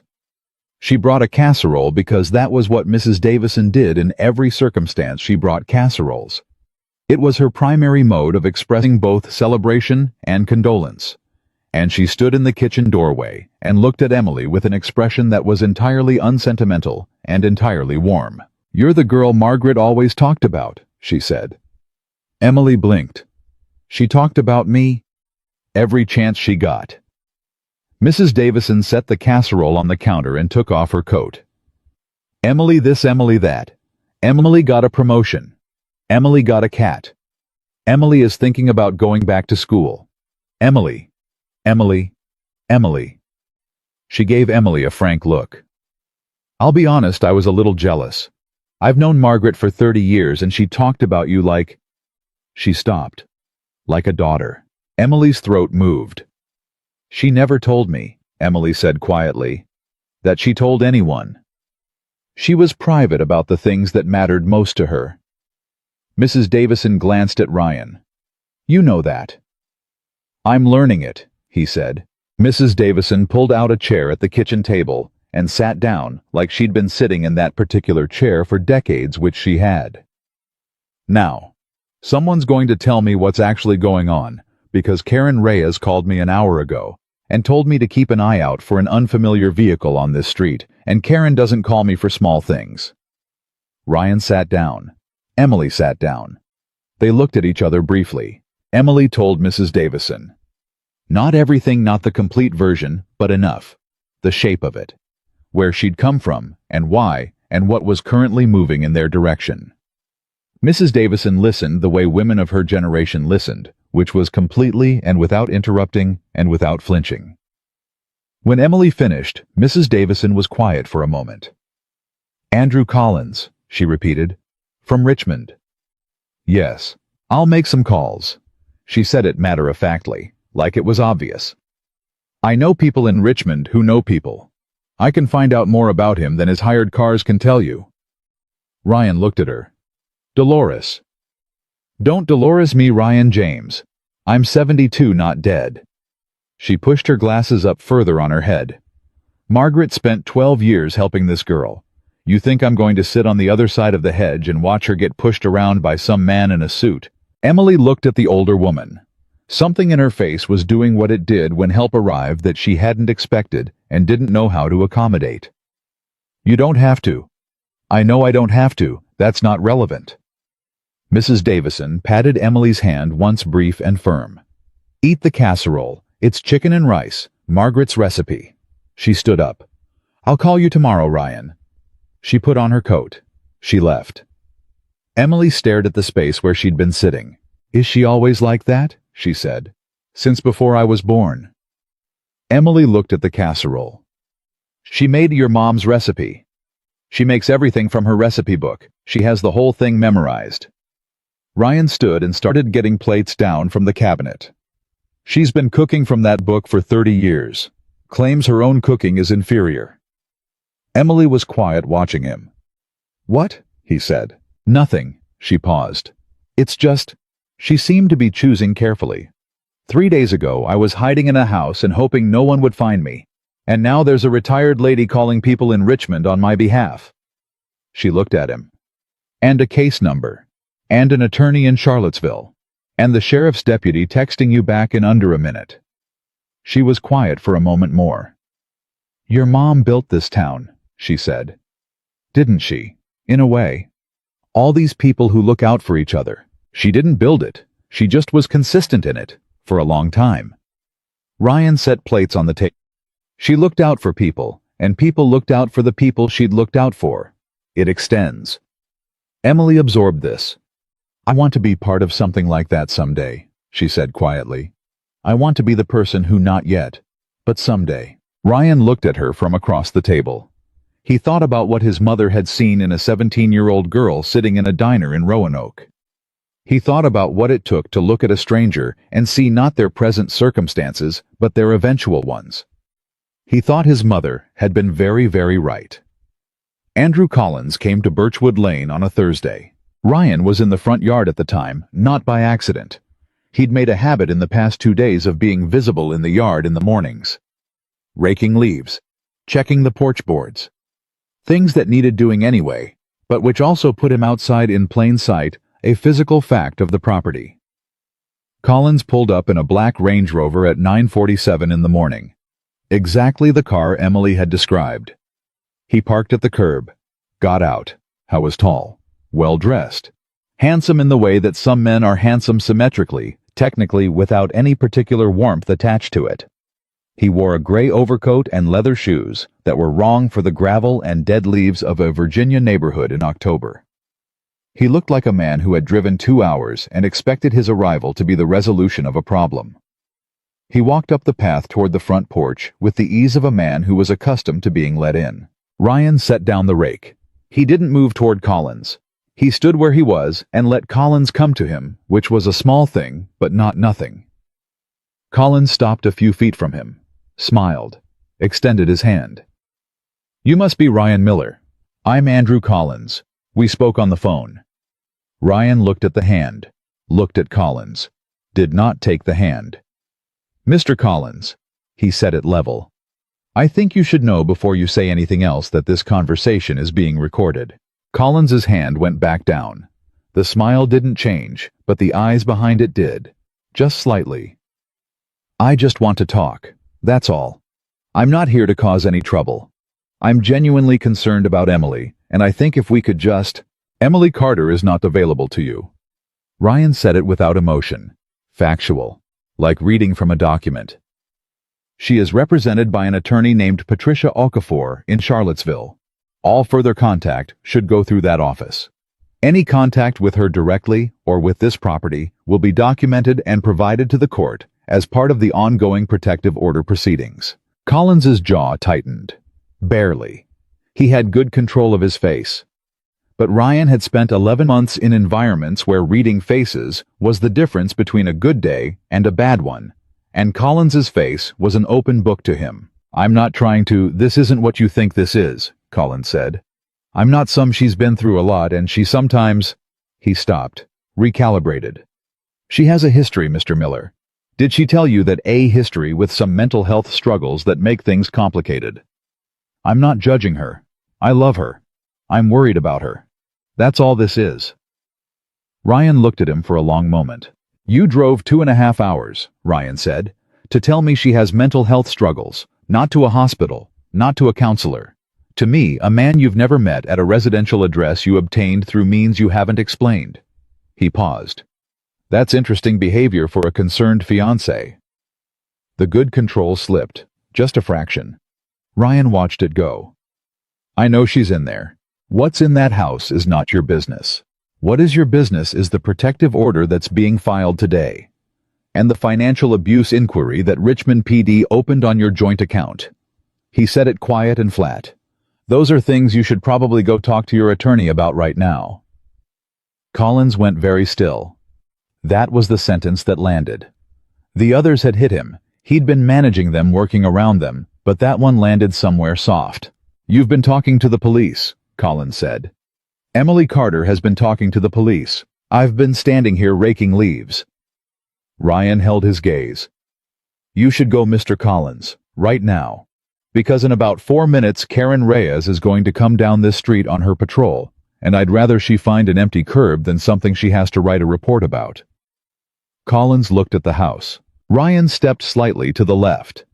Not aggressive, not threatening, just filling the space more completely, making the house behind him less visible, making himself, rather than the building, the thing Collins was looking at. "She's not who you think she is," Collins said. There was something different in his voice now. The smooth concern had burned off, and what was underneath it was less polished and more revealing. "Whatever she's told you, whatever picture she's painted. Goodbye, Mr. Collins." Collins looked at him for a long moment. Then he walked back to the Range Rover. He got in. He sat for a moment. Long enough that Ryan memorized the license plate, which he already had, but which he looked at again anyway. Then Collins drove away. Ryan stood in the yard until the car turned the corner and disappeared. Then he stood there for another 2 minutes watching the street. I took out his phone and typed out the full account, time, appearance, exact word sequence, and sent it to Karen Reyes and then forwarded it to Patricia Okafor's office. Then he went inside. Emily was at the top of the stairs. She was standing very still. She'd been listening, he realized. She'd heard everything from inside. "He's gone," Ryan said. She came down the stairs slowly. She went to the kitchen doorway, looked through it for a moment, then turned back to Ryan. "The mental health thing," she said. "He said it. He said it. He always leads with that." Her voice was steady, precise. "It's the first move. Discredit the source before the source can say anything you need to address." "I know." "Did it work?" She looked at him. Not with anxiety, with genuine inquiry, like she was testing something. "On me." Ryan shook his head. "No." She held his gaze for a moment. Then she exhaled a long, slow exhale that seemed to come from somewhere deep and necessary. "He looked rattled," Ryan said. The financial inquiry rattled him. He wasn't expecting that. "He doesn't expect financial exposure. He thinks he structured everything too carefully." She paused. "He may be right about that, but being rattled..." She seemed to be working through it. "Being rattled makes him less careful, which makes him more visible, which makes him easier to document." She nodded slowly. "He'll be back. Probably. But he came here and he left." She said it quietly. "That's new. Usually when he comes for something, he doesn't leave without it." She looked at Ryan. "You changed something." Ryan said nothing. He walked to the kitchen and put the kettle on. Behind him, he heard Emily move, heard her go to the table, heard the journal open. She was writing it down. All of it. The time, the words, the gray overcoat, the leather shoes, wrong for the gravel. The moment when the smooth concern burned off and something underneath it became briefly clearly visible. Building the record. Building the wall. One document at a time. Ryan stood at the stove and listened to the kettle begin to heat, and listened to the pen moving across the page, and looked at the yard through the window, where the rake was still leaning against the porch railing, and thought about a man who had driven 2.5 hours to find a woman who had outprepared him by 6 months. He thought about his mother. About the key under the third board.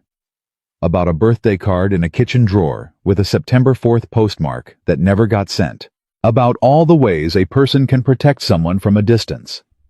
From the other side of a phone call, from the other side of a year, from the other side of everything. He thought his mother had known exactly what she was doing. She had built something here, quietly over many years without announcement or expectation.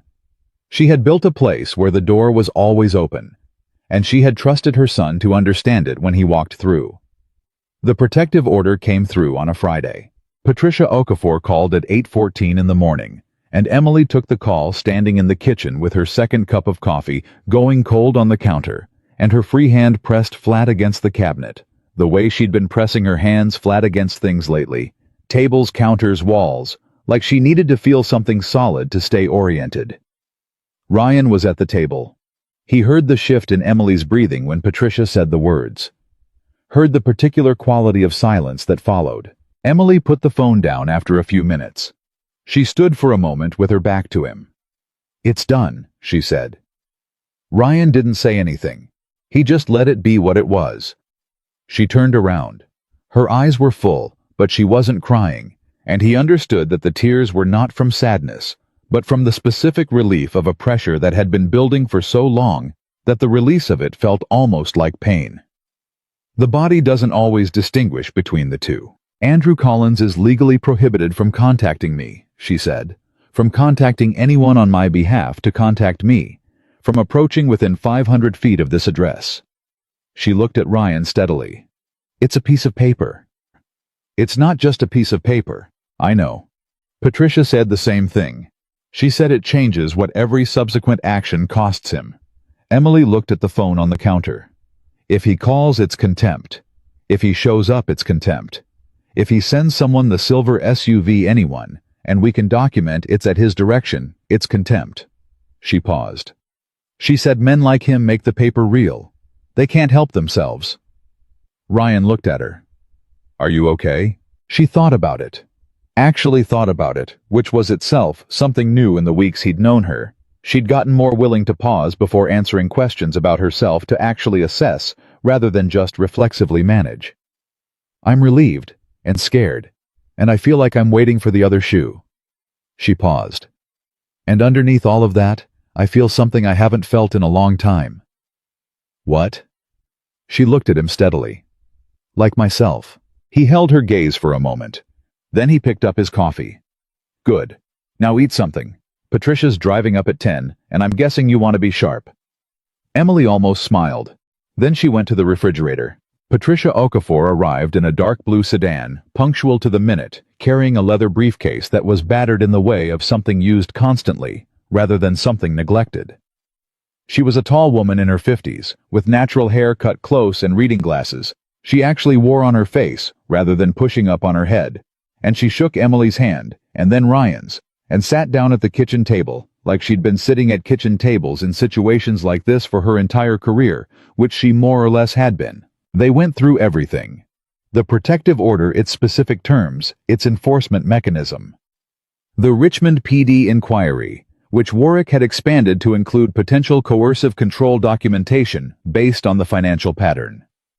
Patricia had contacted Andrew Collins's attorney 3 days ago, and that attorney, a man named Fielding, who Patricia described with the particular brevity of a professional who has dealt with difficult opponents, had responded with a letter insisting that Collins's actions toward Emily had been entirely reasonable, and that Emily had in fact left with items that belonged to Collins and could be considered theft. Emily went still when Patricia said that. The car, she said. He's claiming the vehicle you used to leave was a shared asset. The car was in his name. I drove it to the rental place and left it there. I didn't take it. She was precise, not defensive. Precise. I have the rental receipt. I have the timestamp from the car's GPS return log. She was already opening the journal, already finding the page. I thought he might do this. I documented the return. Patricia looked at the page Emily slid across the table. Read it. Read it again. This was in your original documentation package. Yes. Fielding doesn't know you have this. No. Patricia looked at the journal for a moment. Then she looked at Emily with an expression that was professional and controlled, but which contained underneath something that might have been outright admiration. Ms. Carter, I've been doing this for 22 years. The level of foresight in your documentation is... She stopped. It's remarkable. Most people in your situation are surviving. They're not thinking 3 moves ahead. I had time, Emily said. 3 days of feeling like every second was the last second. It clarifies things. We're going to be fine, Patricia said, and she said it the way people say things when they mean them rather than when they're offering comfort. Fielding's letter is a pressure tactic.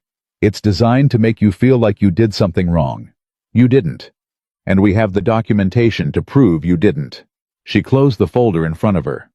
Now I want to talk about what comes next. What came next, Patricia explained, was a hearing in approximately 6 weeks, at which the preliminary protective order would be reviewed, and the financial abuse inquiry would be formally connected to the civil proceedings.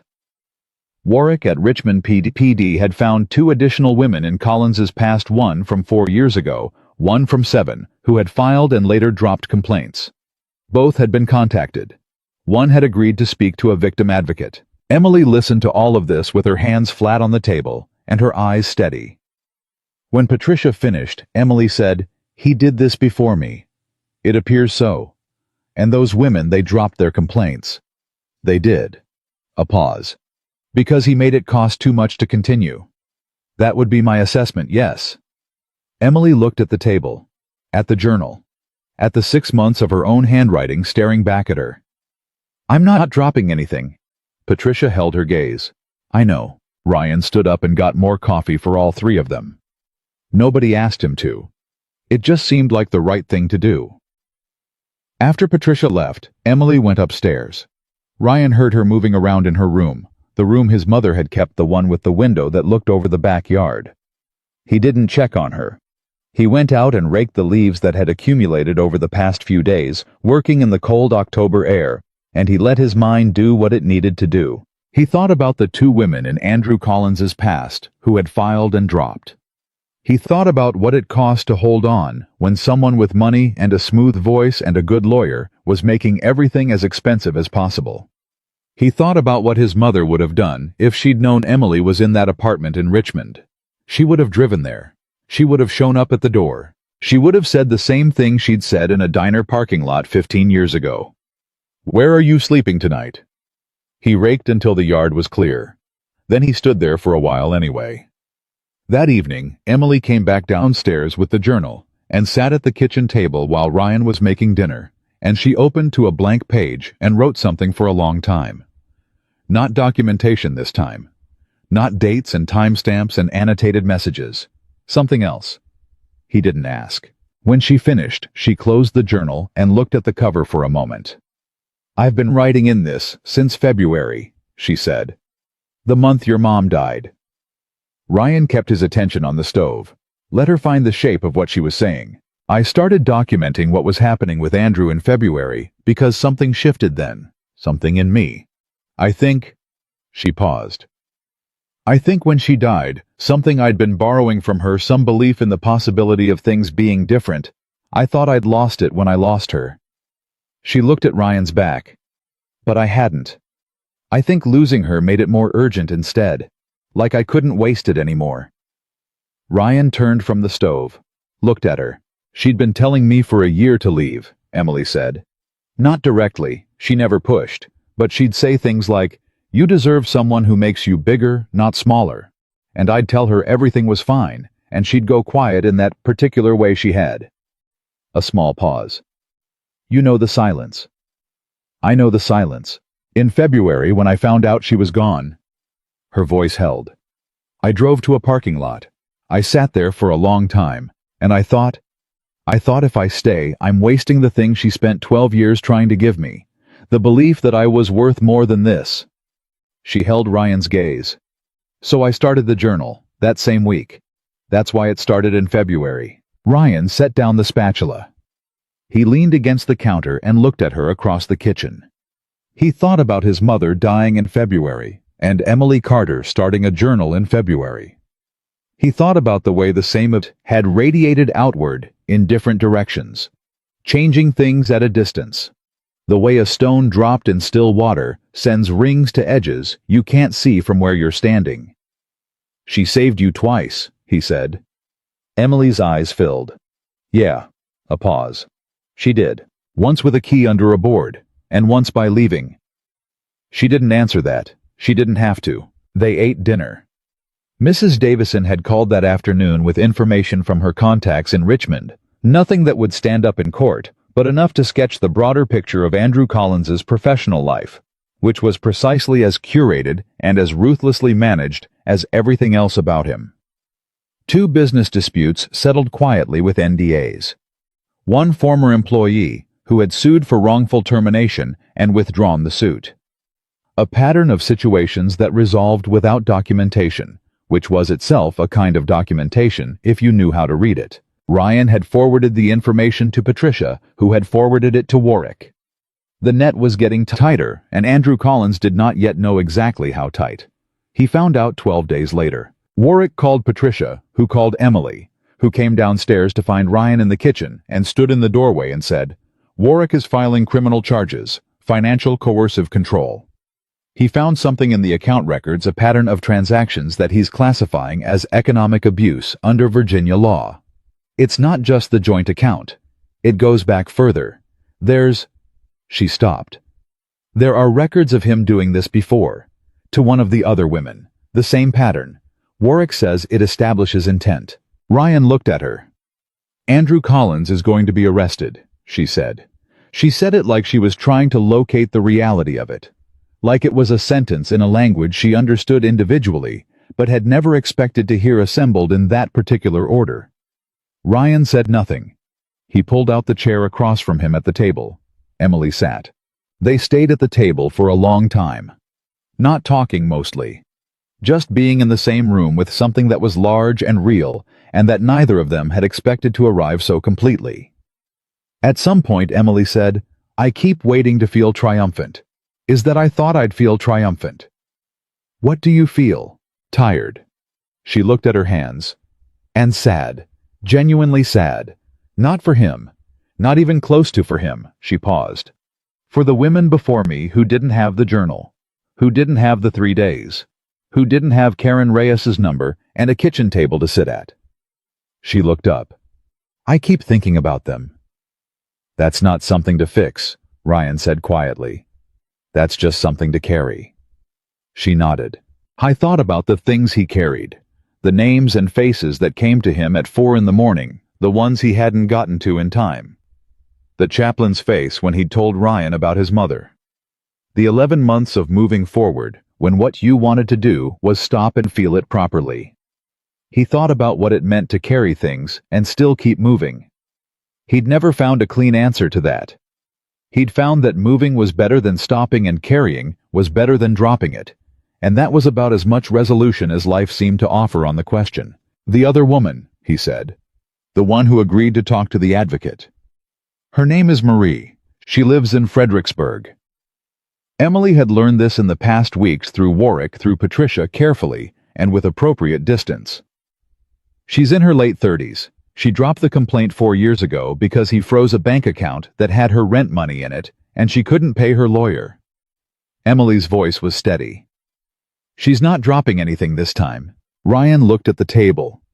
2 of you, he said. 2 of us. A pause. And maybe others we don't know about yet. He thought about Andrew Collins in his Range Rover driving 2.5 hours with his smooth voice and his borrowed concern, and he felt something he recognized as anger, clean and cold, the kind that doesn't heat your face or make your hands shake, but just sits in your chest with absolute clarity about what it's responding to. He let it sit there. It was honest. It was appropriate. It didn't need to go anywhere. What happens now? He said. Patricia says the criminal case will take months, maybe longer.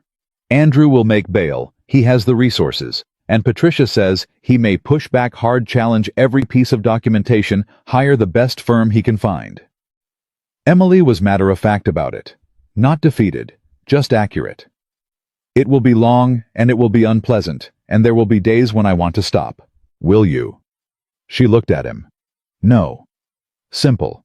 No drama attached to it. Just the word. Thanksgiving arrived and with it Lily. Ryan picked her up from the bus station. Her mother had driven her down from Maryland and handed her off with the particular efficiency of a co-parenting arrangement that had learned to work by removing unnecessary friction from every point of contact.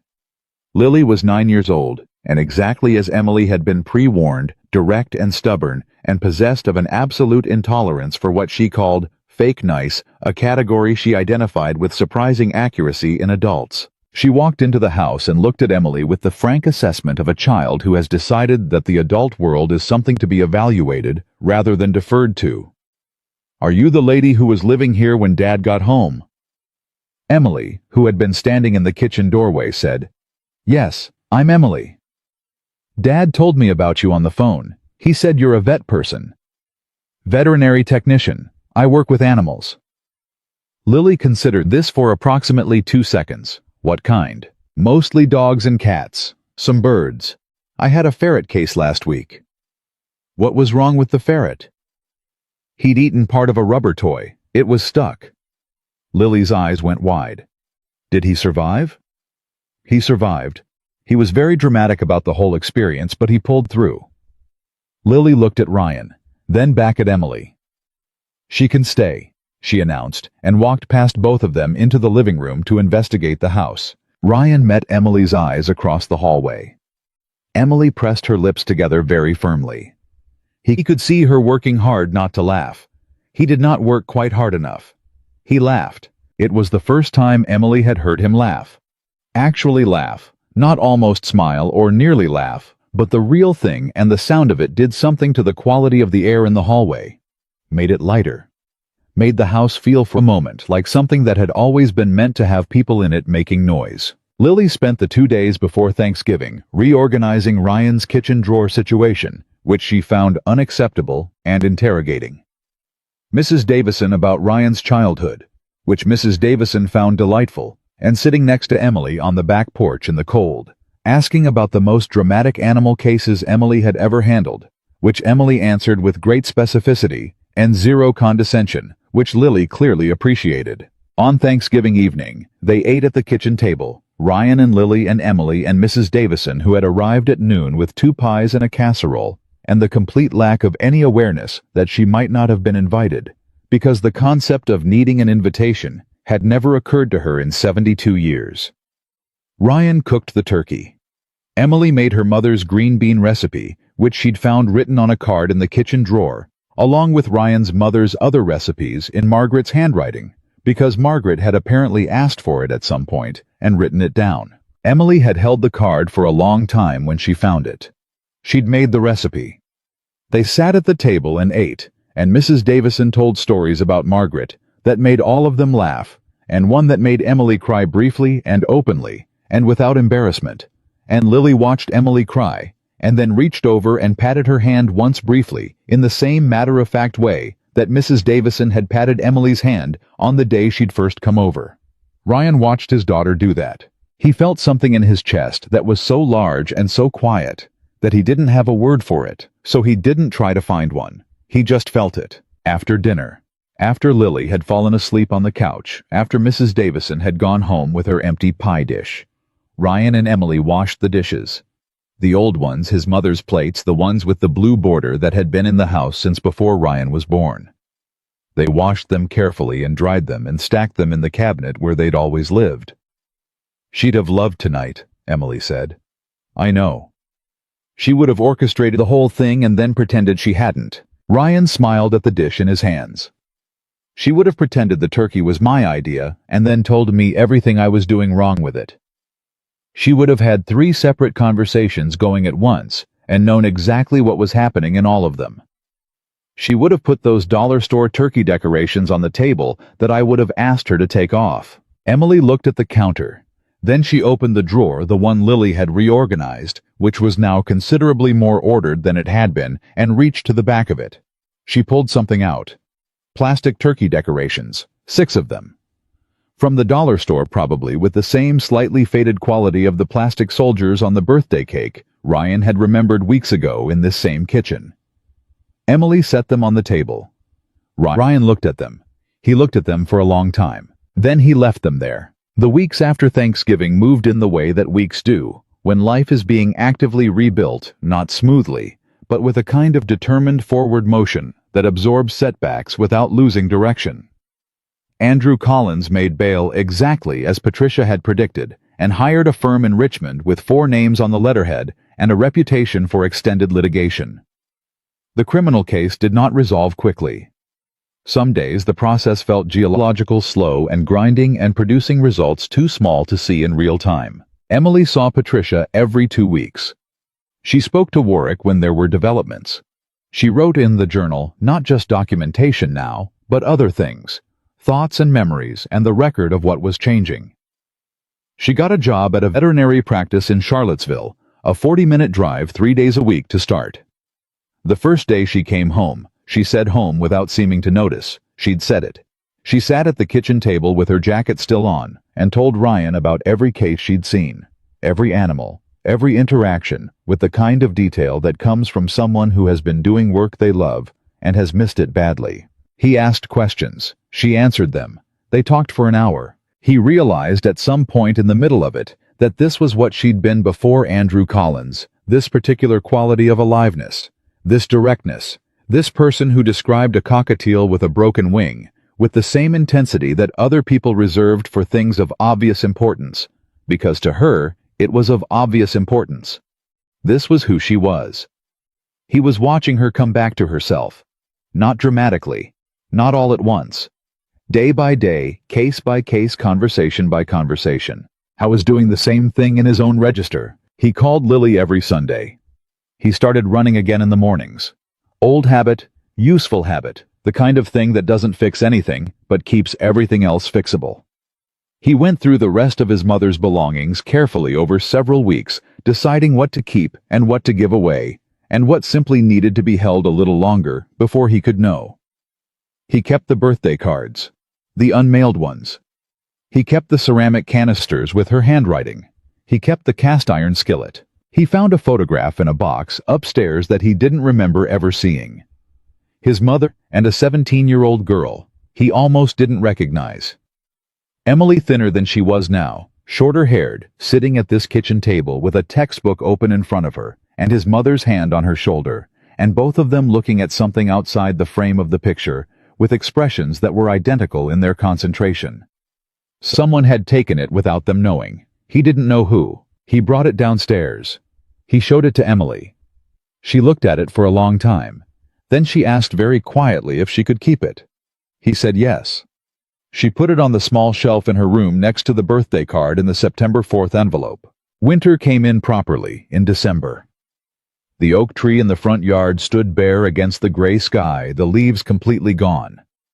Now the structure of it visible in a way it wasn't when it was full, the particular branching pattern, the way it had grown around an old scar on the main trunk, the way its roots had lifted one section of the front porch boards over 30 years of slow, patient upward pressure. Ryan stood on the porch one morning and looked at the tree and thought about what his mother had said. That the house had built itself around the tree. That some things grow first and everything else makes room. He thought about roots. About what it takes to put them down. About how long it takes before they're strong enough to hold. Karen Reyes called on a Wednesday in January. She called Emily directly on Emily's phone, the way she'd started doing over the past months, not routing things through Ryan, not needing to. Emily took the call upstairs. Ryan was in the kitchen when she came back down. He knew before she said anything. He could see it. Warwick got the plea, Emily said. Andrew Collins pled guilty to financial coercive control, 18 months probation, mandatory counseling, restitution. She held Ryan's gaze. Marie testified. In writing. It was added to the record. Ryan said nothing. Let her have it. He pulled guilty, she said again, like she was learning how it felt in her mouth. He said Patricia said he said in the meeting with his attorney that he'd rather resolve it than have it go to trial. That it would be better for everyone. She paused. He still thinks he's the one deciding what's better for everyone. Maybe, Ryan said. But his name is attached to a guilty plea, and that follows him. She looked at him. At the kitchen around them. At the table where she'd been sitting when he walked in with a gun 3 months ago. At the canisters on the counter with his mother's handwriting. At the dollar store turkeys, still on this table because neither of them had moved them, and neither of them was going to. I want to stay, Emily said. Ryan looked at her. In Claiborne. I've been thinking about it for weeks, and I want to say it directly. She held his gaze. I'm not asking to stay in this house forever. I know this is your house. I'm not assuming. But I want to stay in this town. I want to build something here. A pause. I think she knew I would. I think the key under the board wasn't just for an emergency. I think she was... She stopped. Started over. I think she was bringing me home. The way she brought me home the first time. I think that's what she was doing. Ryan was quiet for a moment. He thought about his mother in a diner parking lot watching a girl walk out to her car. He thought about keys under porch boards and birthday calls and birthday cards in kitchen drawers. He thought about a woman who planted things and didn't always live to see them grow, but planted them anyway, because that was what she knew how to do, because that was what she believed in, the long, slow, patient work of making something that would outlast her. She wasn't wrong about much, he said. Emily held his gaze. No, she wasn't. Then stay. She exhaled. It was the sound of a person setting something down that they've been carrying for a very long time, not dropping it, not abandoning it, but deliberately, consciously putting it down in a place safe enough to leave it. Thank you, she said. He turned back to the coffee maker. Don't thank me. Thank the woman who hid the key. Emily looked at the table for a moment. Then she pulled out a chair and sat down. And the house, Margaret Miller's house, built around an oak tree on Birchwood Lane in Claiborne, Virginia. White clapboard with black shutters, and a porch that sagged a little on the left, settled around them both the way old houses do when they are being used the way they were meant to be used. Not preserved. Not closed, not waiting, lived in, because a home is not made of walls and memories, and it is not kept alive by grief, and it is not given meaning by the people who have left it. It is made by the ones who stay, And in Claiborne, Virginia, on a Wednesday in January, with coffee on the stove and dollar store turkeys still on the table, and an oak tree standing bare and strong outside the window. Two people who had been broken by different things and healed by the same woman chose without ceremony and without hesitation to stay. That was enough. That was everything. That was home.